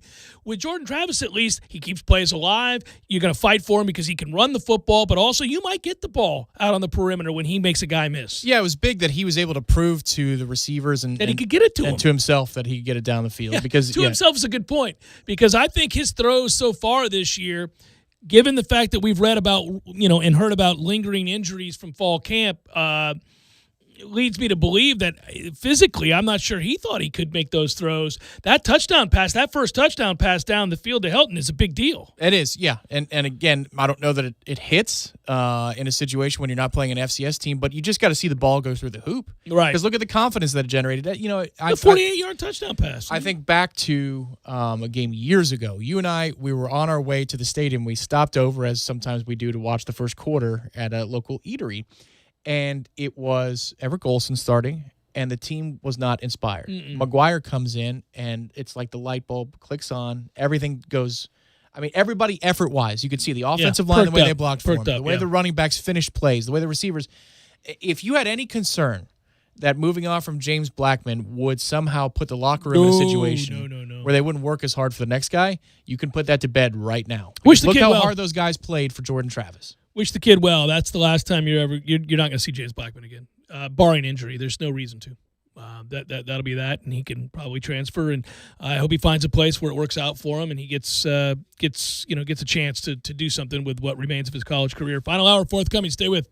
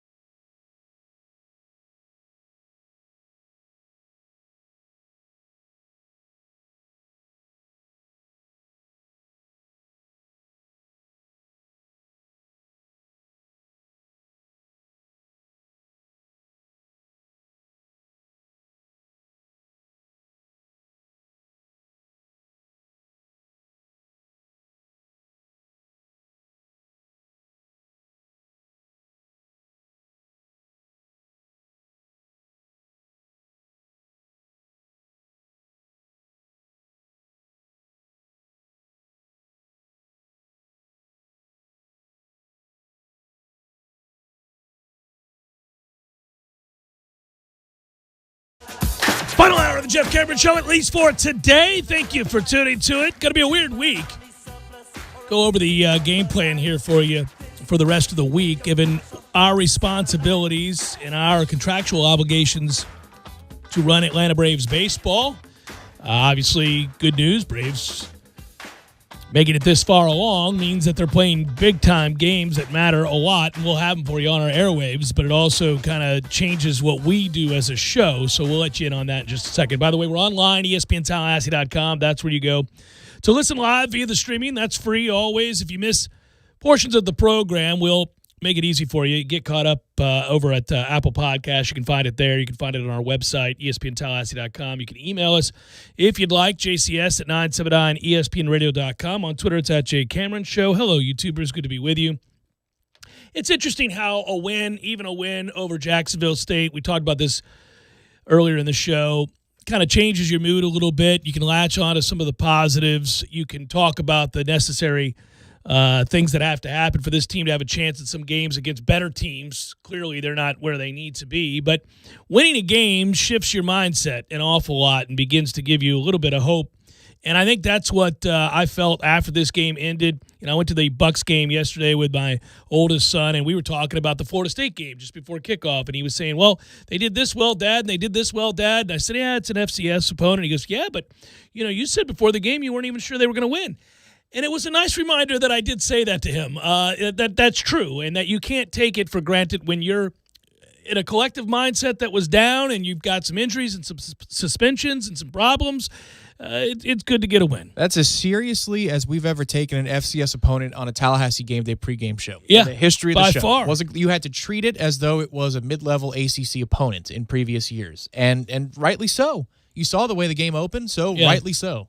Well, I think the reason I'm buoyed, we were echoing the sentiment of fans everywhere. It wasn't one vision thing. It wasn't that. I mean, everybody seemed to have this understanding, certainly, that you had to find a way, and it's tricky. It can be dicey, but you had to find a way to move on from James Blackman, and you had to find a way to send messages to veteran players and those that aren't in line or aren't bought in and those that aren't playing well, and you had to do that with playing time. You had to do that through playing time with the younger guys and create the competition, create the buy-in, create the feeling that, look, you're fighting for a job here, and whether you're a veteran player or a young player, I'm watching everything you do. And I think that was the resounding message that Mike Norvell sent to his team Saturday. More than anything else, it is abundantly clear they are moving on.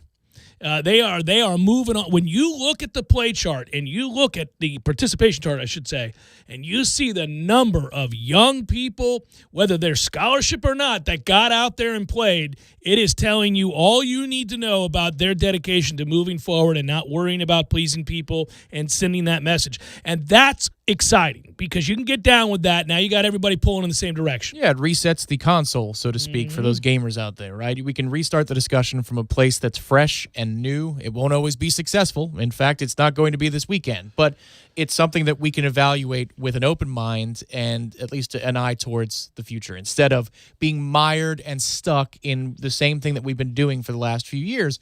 And there was a moment, brought this up earlier, but there was a moment in this game that also encapsulated not anymore. The attitude of, guys, not anymore. I'm not waiting any longer. It's the Jerrion Jones personal foul on the touchback. That was a and the language that was spirited, caught, yes. Right, exactly. I'm watching these things on TV this year, especially because I already like to do that anyway, but especially because of the postgame show. And, so I've got to be ready to go.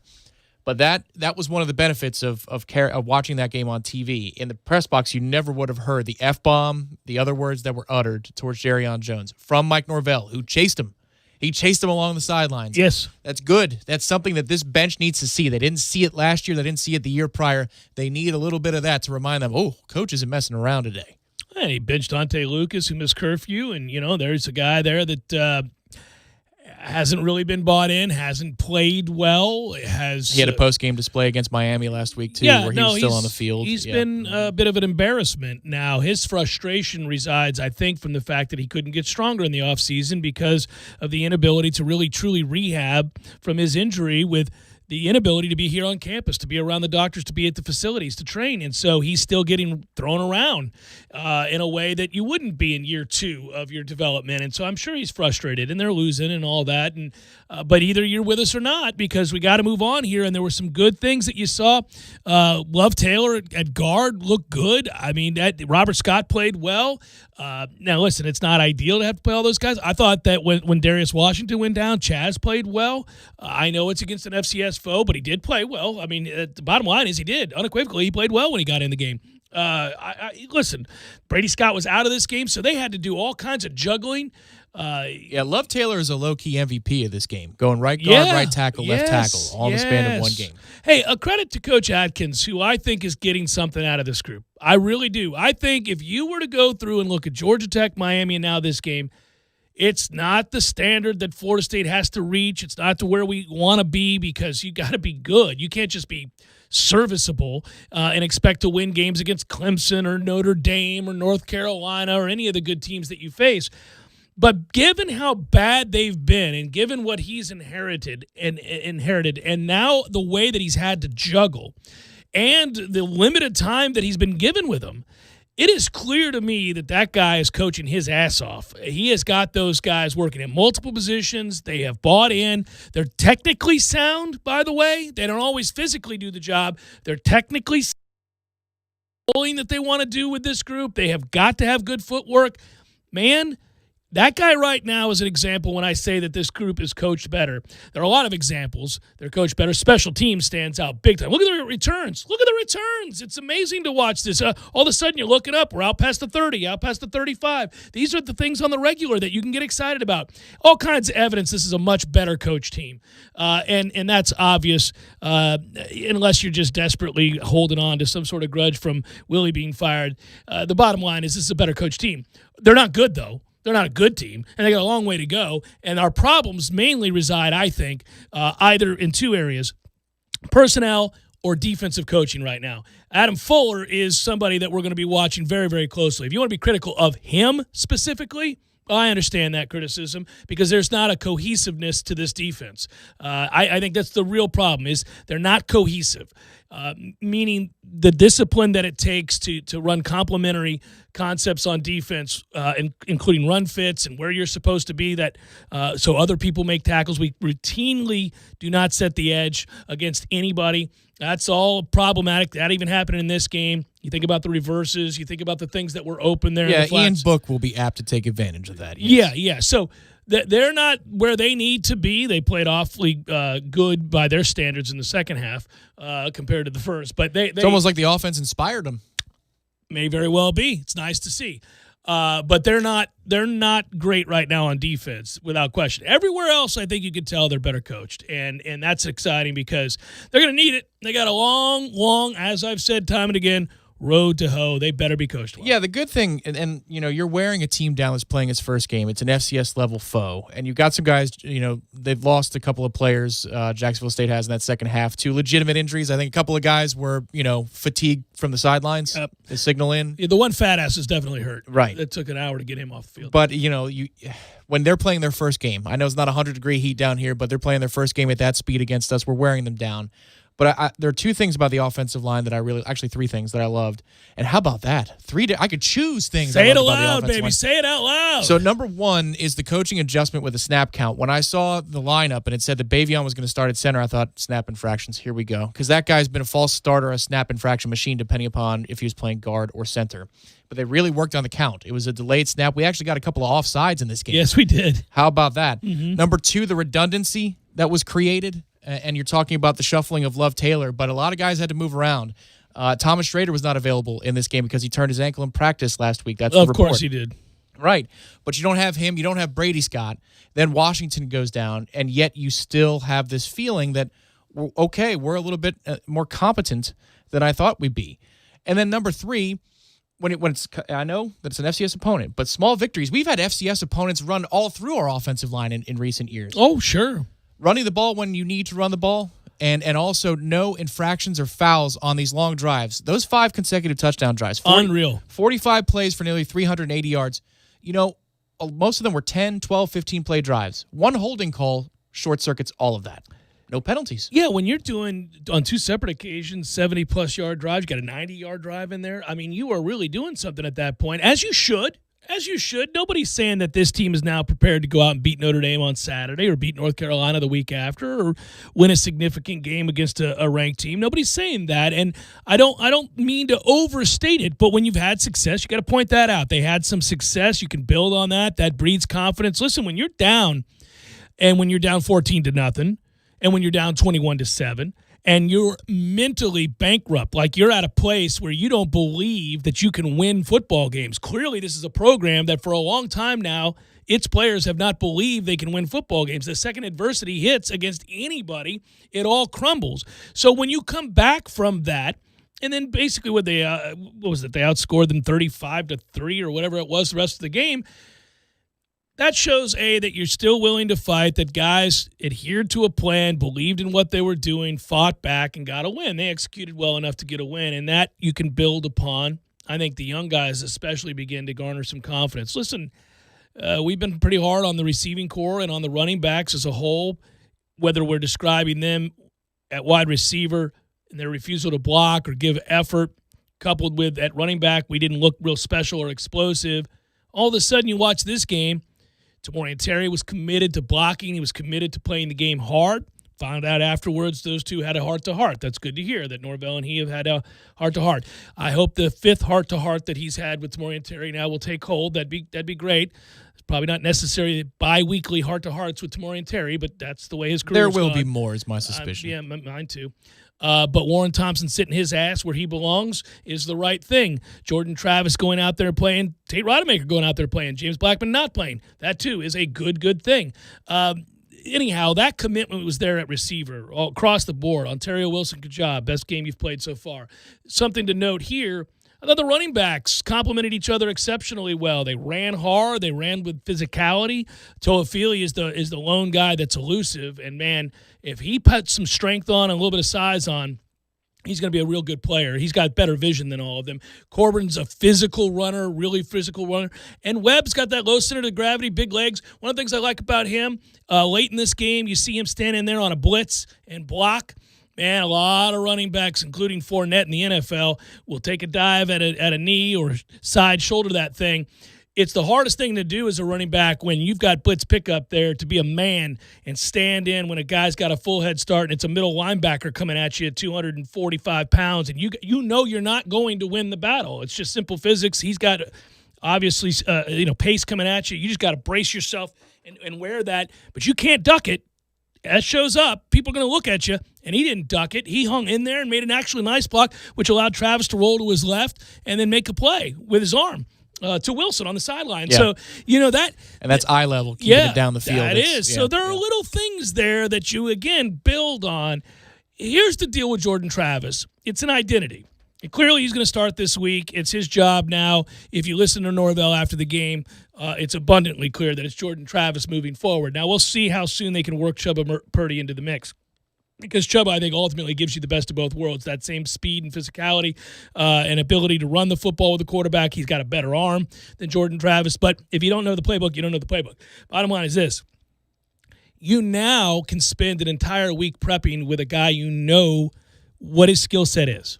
He's limited as a passer. He buys you time, and you can incorporate so many more things now because all right, we're building a game plan around him.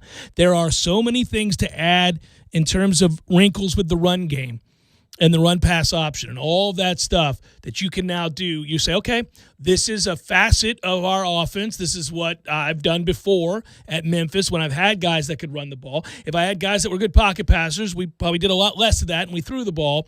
But I knew what I was building around each week. This goes back to him talking about catering to what he has at quarterback. Well, you got to cater everything now around Jordan Travis, who does present problems for defenses. Yeah, he does. I'm not married to the idea that he's going to be the answer for the next next month, let's say. I think it might be, we look back on this game, we say, well, it was a good day for him. I'm glad he got us through this period of time, and then there was a handoff to somebody else. But I think he's always going to play. I don't mean he's going to be your guy forever. I mean, I think you're going to try to work in Chuba Purdy as soon as you can. Right. But you're going to have packages for him because he's effective. Yeah, well, and he got more confident as the game went along, too. And some of the things he's doing, I mean, listen, we had some same concepts that were running this game that Jimbo had in his offense, where you've got to dive out of the shotgun, but then there's a bubble option to the outside. We used to run this with Kenny Shaw, and I forget who would block for him, but it was the better of the receivers. Like, shouldn't Kenny be blocking for this other guy? But Jameis would often do that. It was usually when Wilder was in the game. It was either Wilder's going to go up the middle or Jameis is going to fire to the outside. But what Travis can do is he can add the element of his legs. So now there's a real threat for him to run. And then he'll wait to the last damn minute before he pops it to the outside. Now, that could burn our ass against a team like Notre Dame, but it also puts pressure on the defense to make good decisions. It's its own version of the option. And if you keep having linebacker levels being tied up with the idea of quarterback run, tailback run, or perimeter pass, what's that going to do eventually? That's going to open a shot play down the field.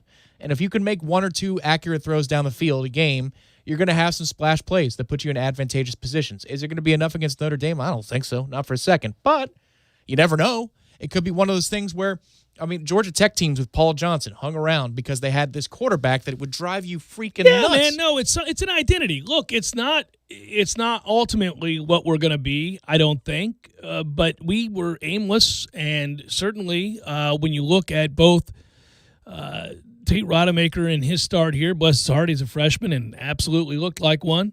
It's one of the worst pick sixes I've ever seen. I think it might be the worst pick six. The Rooster, Marcus Allison, threw a pick six against Georgia Tech in a road game that I attended that was pretty high on the list of worst pick sixes. Ponder against Virginia Tech in his spot start. Yeah, but that's a spot start, or he comes in, right? Didn't he? He comes in. We have two injuries in that game. Yeah, Glennon Weatherford gets hurt. Gets blown away. And Weatherford gets blown up. And then the elder Glennon, Sean Glennon, got hurt. That brought Tyrod Taylor in that game. That's why we lost, because Tyrod flexed in that day. Yeah, bottom line is that pick six is curious because when you and bless his heart, for him, we get the view from behind him. Ooh, we get the perfect view. Which shows you everything he's looking at, which is, sir, even if the safety doesn't undercut that to pick it and go to the house, the man is draped. There's nothing there. Like, if you had a camera on me for reaction stuff like they do these things in movie theaters or whatever, I'd be the worst candidate for it. I'm usually very quiet when I watch the game, and I'm more subtle. I'll be like, or I'll MF it, and then I'll walk out. But it won't be a shout. That throw, I couldn't believe he threw it. It was, oh my God, as it was happening.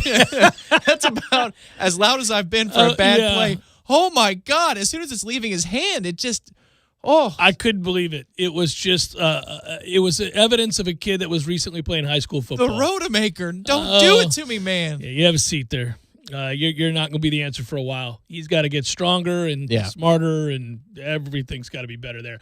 But those two guys, James Blackman and Tate Rodemaker, are both pocket passers. And when things aren't going well around them, they can't extend a play. And so, Jordan Travis is clearly the guy you're going to build around. You're going to bring Chuba Purdy along, who's got the multifaceted skill set. Chuba's upside is so much greater than that of Jordan Travis, so we're told. So, okay, when that's ready, we'll go that route. But you now have an identity here you can try to build around. It's limited, but you give yourself a fighting chance, and if that guy continues to garner obviously confidence, and you build the game plan around him for the entire week, you can look serviceable. Chuba's got some work to do, at least on the field, proving wise, to look as good as a runner as Jordan Travis, because Jordan Travis creates space for himself. He creates lanes. He manipulates people to give himself. I mean, it's not like the same thing that Dalvin does, but it's similar in the sense of you're setting people up in order to give yourself a chance. Well, that's what Toafili does better than the other two backs, too. He did that on the perimeter. There was a whiffed block by Pokey Wilson on the touchdown, and he was able to give him the old stanky leg. He does. Before he bounced to the outside. Yeah, he gives him the dead leg, and then he goes to the outside, and he's good with that. He's got vision. He sets up his runs. But here's the good thing about Jordan Travis and what he brings to the table is the stuff we're going to run with him is going to look like the stuff that we're running with Purdy. So when you're talking about development for receivers and tight ends and backs, even the offensive line and the concepts that they're going to want to master, they're getting a head start for Chuba Purdy. And maybe you just ride this roller coaster with Jordan Travis and it takes you longer than you thought it would in the first place. Who knows? You get lucky tonight with American League Baseball getting underway. Pumped about that. Rays, Yanks tonight. But New England, Kansas City, Atlanta, Green Bay, a full go. New England made the trip after no positive tests. That's a good thing. By the way, Jones and Ridley are expected to play tonight. Packers, meanwhile, look like Devontae Adams is out for Monday Night Football. He tweeted he was out, then he pulled the tweet, but I think he's out. Yeah, it looks like he's out. But we get a doubleheader tonight. And baseball. All right, Monday. This is a good Monday. I don't mind if I do. It's Jeff Cameron Show, 97.9 ESPN Radio.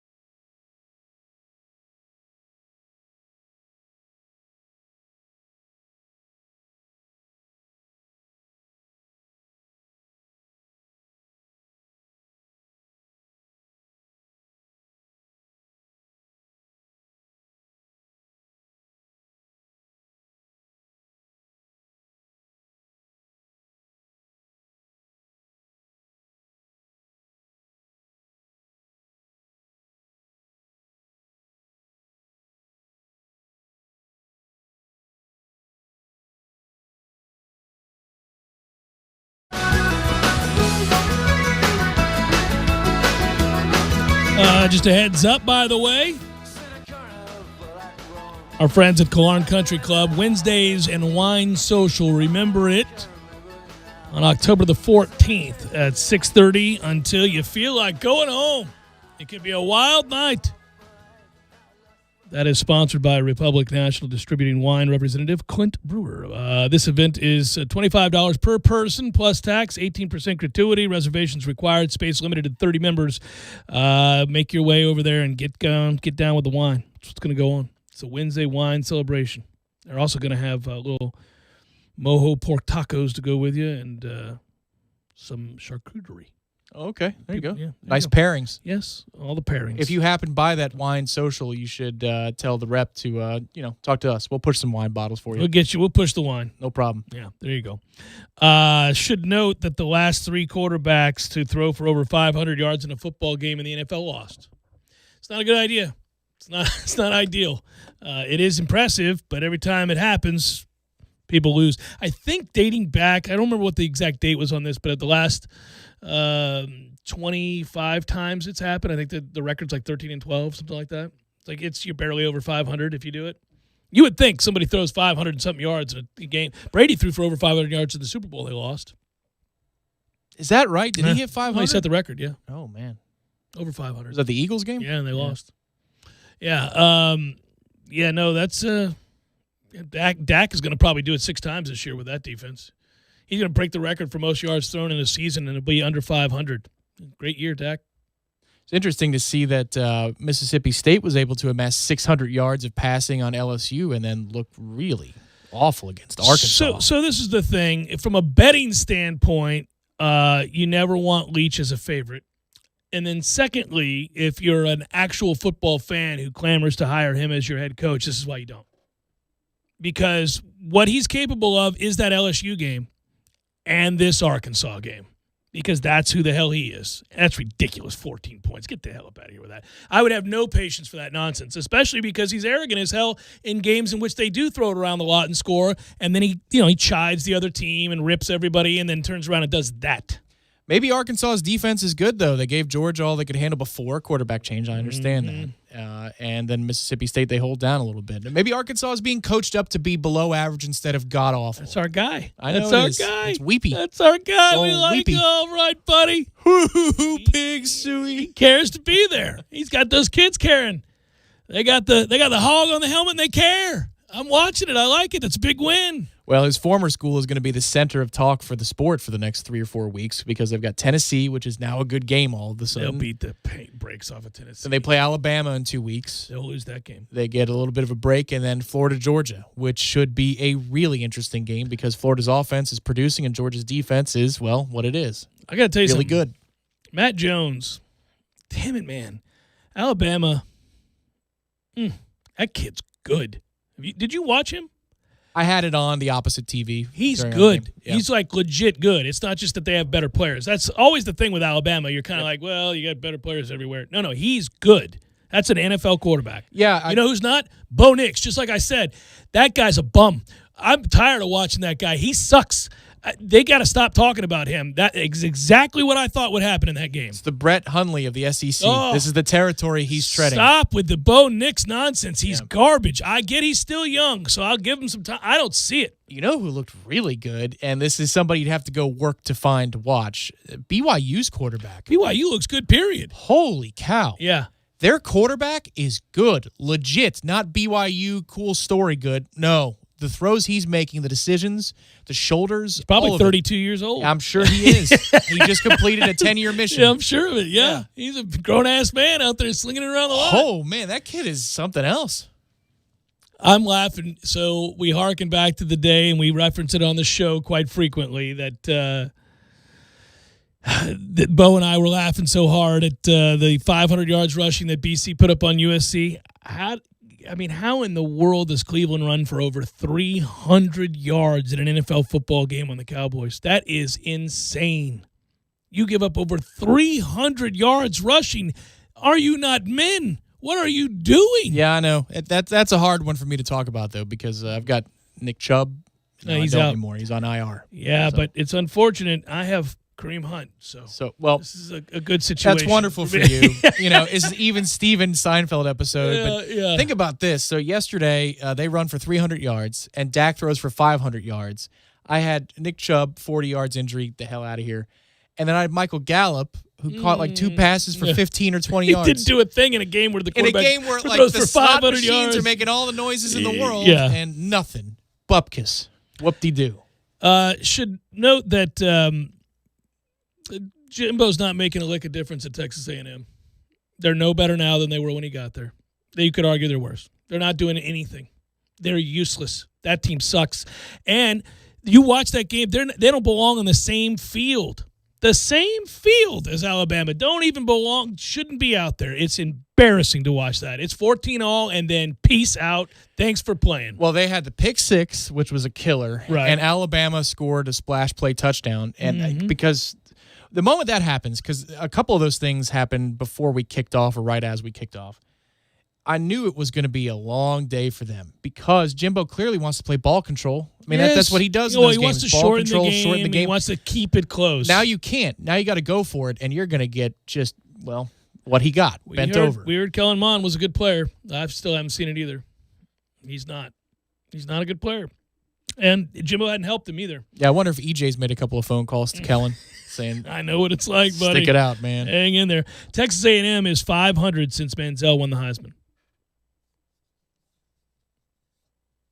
That was the year they won the Cotton Bowl. That's a long time They were ago. trending this way. Yeah. 500 in the conference is what I think the stat is. But, yeah, that's paid a guy $75 million to be a lot better than 500 in the conference. They should probably work because they're not doing this at all. There's no active conversation. But they should probably work with the Longhorns to play a game with each other every year so that the nation can laugh. But then also at least one fan base can say, well, we took care of our rival because they need that. So one of those fan bases needs it. You and I on Redemption Thursday, I was championing TCU, who always beats Texas or certainly covers. Yeah, you said pizza money on the underdog straight up. Right? Just straight up, yeah. Take TCU straight up because they're probably going to win the game. Yeah, and that's another thing. By the way, if you're a Texas person, do you look at Herman and be like? I believe I saw a photo of Urban Meyer on one of their publications today, so I think they're thinking about oil futures may not look very good right now, but they're going to have to find a way. Yeah, man, it's a weird sort of deal, but I'll be off them as Team Beta if they hire that a-hole, but yeah. No. I'm just going to tell you that I thought about this as we were playing our game. I mean, it's tough. There's about two things that are certain in college football. Their names are Alabama and Clemson. And everybody else, but the Clemson underdog cover is in play this year. These days. It's in play. Yeah, I had Virginia. Too. That's by one good pick of the weekend. Well, I had TCU. That helps out, but I've been bathing in blood this year, but that's okay. I've had a slow start before. COVID year is very tough to figure. You know what I'm mad about is the last night's over that doesn't hit. I mean, the league is an over machine. It's if you blindly bet the over right now, you're covering at a greater than 65% clip. Just bet the over on every game. I'm tempted this weekend, Tom. I'm not even going to look at who's playing. 100 bones on every game on the over. Still? Or do you think that the adjustment will have been made? I'm sure Vegas is going to make the adjustment. Every over is going to be like 88 now. And here we go. But it's just really aggravating. Like the one I pick that looks like a clear over. That kid for San Francisco sucks. They should never roll him out there again. He's a terrible quarterback. Mullins? My God. That is not what we do. Get Bobby Beathard's kid. Get Bobby Beathard himself out there. That is not going to get it done. Good Lord. Jeff Cameron, Show 97.9, ESPN Radio.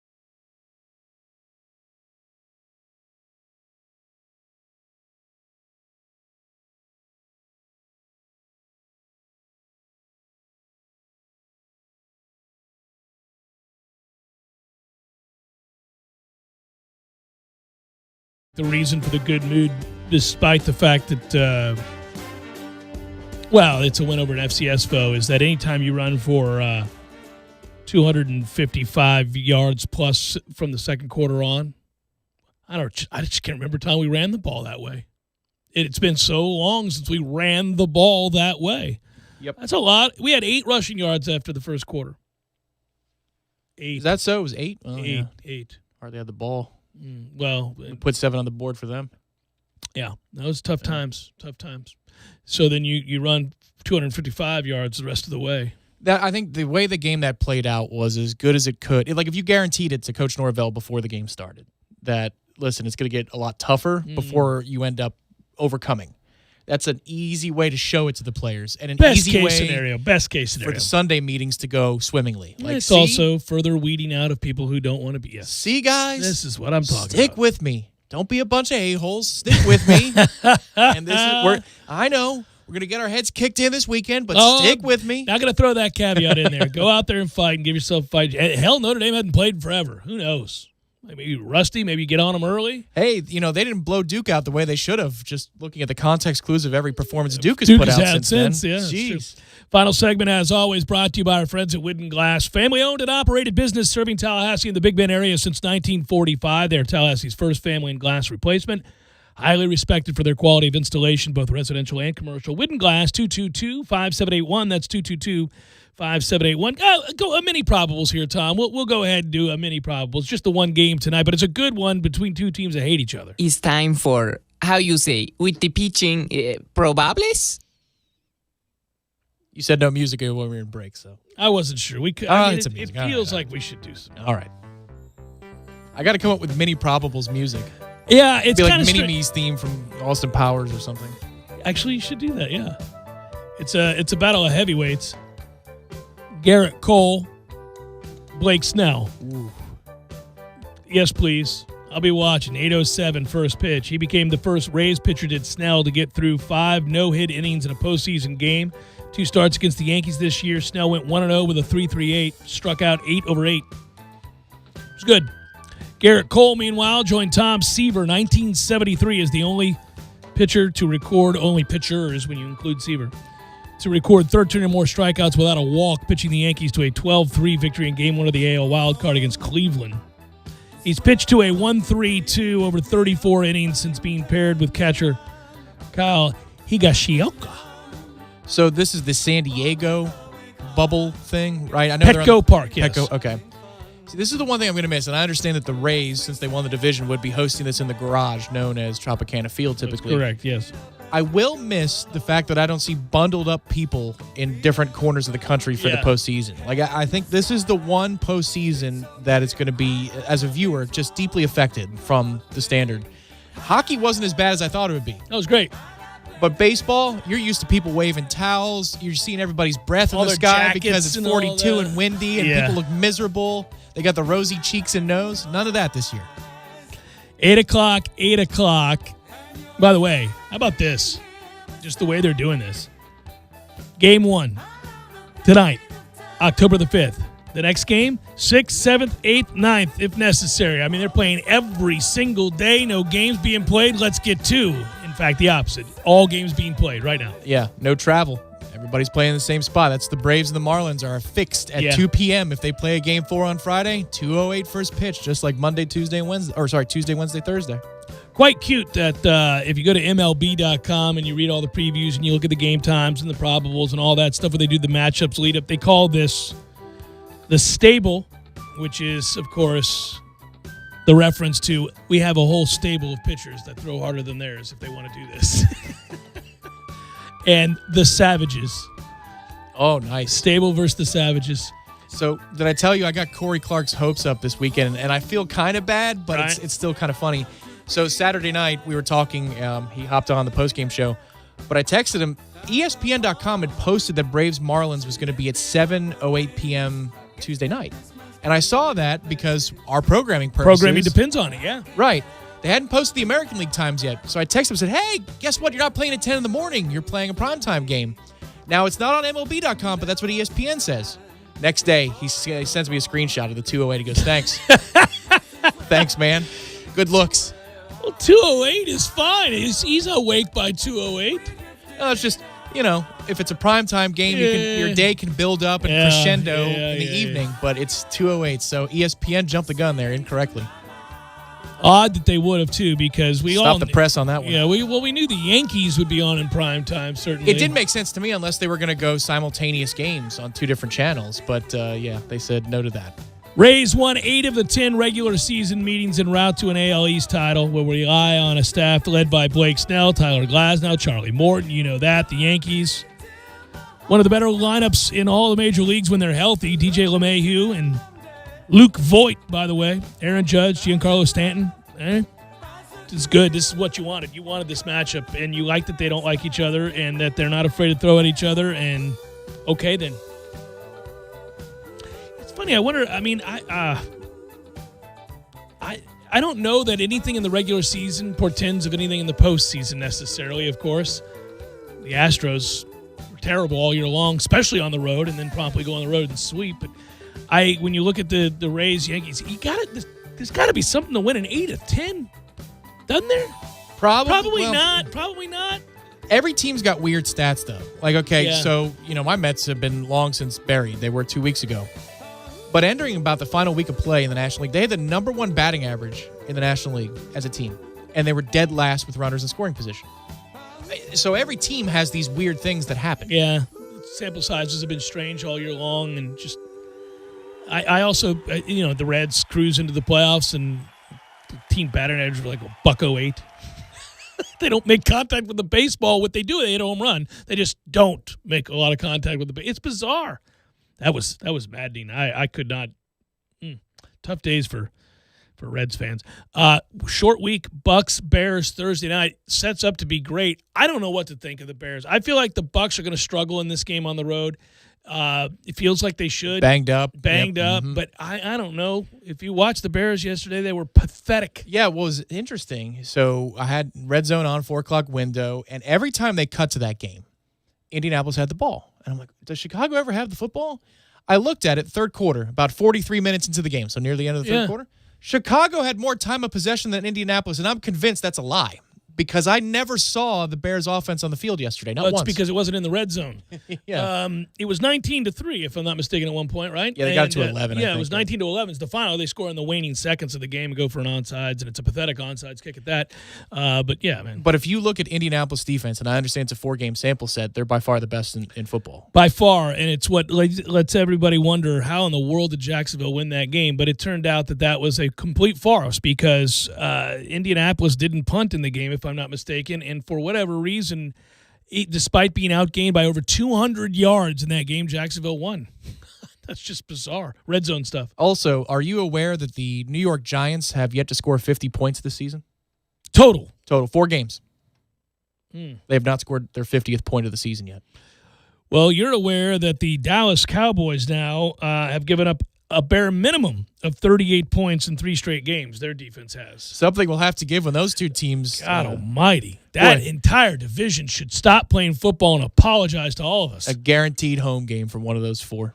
6-10 out here rolling out for a guaranteed home game. Matthew's going to be furious the Eagles won last night, take themselves out of the running. Well, maybe that's why they played for the tie, because they knew just 1 week later at 1-2-1 they could be in solo first place. Dominating the league. Yeah, dominating the division. Good Lord. Nice of them to go under the total by 1 point. There's a reason I know that. Also 8 teams have scored more this season than the Jets and Giants combined. Well, so the Jets, this gets interesting real quick as we put a ribbon on this. We didn't get into enough NFL, but we got the rest of the week. And, so here's the thing. If you're the Jets now, you don't fire Gase. You leave him in place, and you let him coach out the rest of the year. That's a given because there's a good chance they'll quit if they haven't already. And even if they don't, he's incompetent. So the good news is they'll lose, and they'll lose in a way that is getting you towards, obviously, drafting the elf. So you get that situation, and then you hire your boy from New England. Now, he can't possibly say no again, right? Now, I agree with Mike Lombardi, who wrote this last week. At some point, they're going to stop asking you to be a head coach if you keep saying no. You've got to start going. McDaniels. Yeah, Josh McDaniels. You got to. If you're Josh McDaniels, you got to go in probably at some point this year and be like, Bill, do I have your blessing? I mean, I got to take one of these jobs. They're going to stop asking me. I've said no to 5 head coaching jobs. At some point, I got to say yes. Bill would be happy to allow him to go to the Giants, who would replace Daniel Jones in a heartbeat with Trevor Lawrence. And right now, those two teams are really battling it out, the two teams in New York, because Bill loves the Giants, but he hates the Jets as an organization. I just don't. But, I mean, what's he supposed to keep saying no again? Well, you could tell him go to hell if you're Josh and you get a chance to coach. You do have to play New England. That's true. Yeah, that's true. Yeah. But I'm going to have Trevor Lawrence. It's the best shot I got. It is the best shot you have. That's true. Good work out of you. Good work, Matthew. What do we have here tonight? A little front row Knowles after the game action? A victory first look. All right. Yep. Mm-hmm. All right. I'll be listening to that on the way home. The kickoff of our game is 8:50 tonight. There's still going to be Westwood content at 7:30. So Atlanta, Green Bay is what we have. We have Atlanta, Green Bay. Yeah, 8:50 kickoff, though. So if you're tuning in, you're saying, what the hell is this? It's a little late tonight. Show up tonight, Atlanta. You got your dogs at receiver. Jones and Ridley both going to play. Be there for that. Let's go. Play this game. This should be within 5. This should be there. They should be in this game. Green Bay's defense is terrible. I want a 38-35 war. And a loss for the Falcons. Well, actually, you need Green Bay to amass as many losses as possible. I was just about to say, we're trying to fight for some home field here. We'll talk about this later, but look at their schedule. That's the homework for everybody tonight. Look how easy the Packers' schedule is. It's absurd. They should win 12 to 13 games this year. Easily. But this isn't going to be one of them. Atlanta with the big win tonight, 41-38. There we go. Fly, Falcons, fly.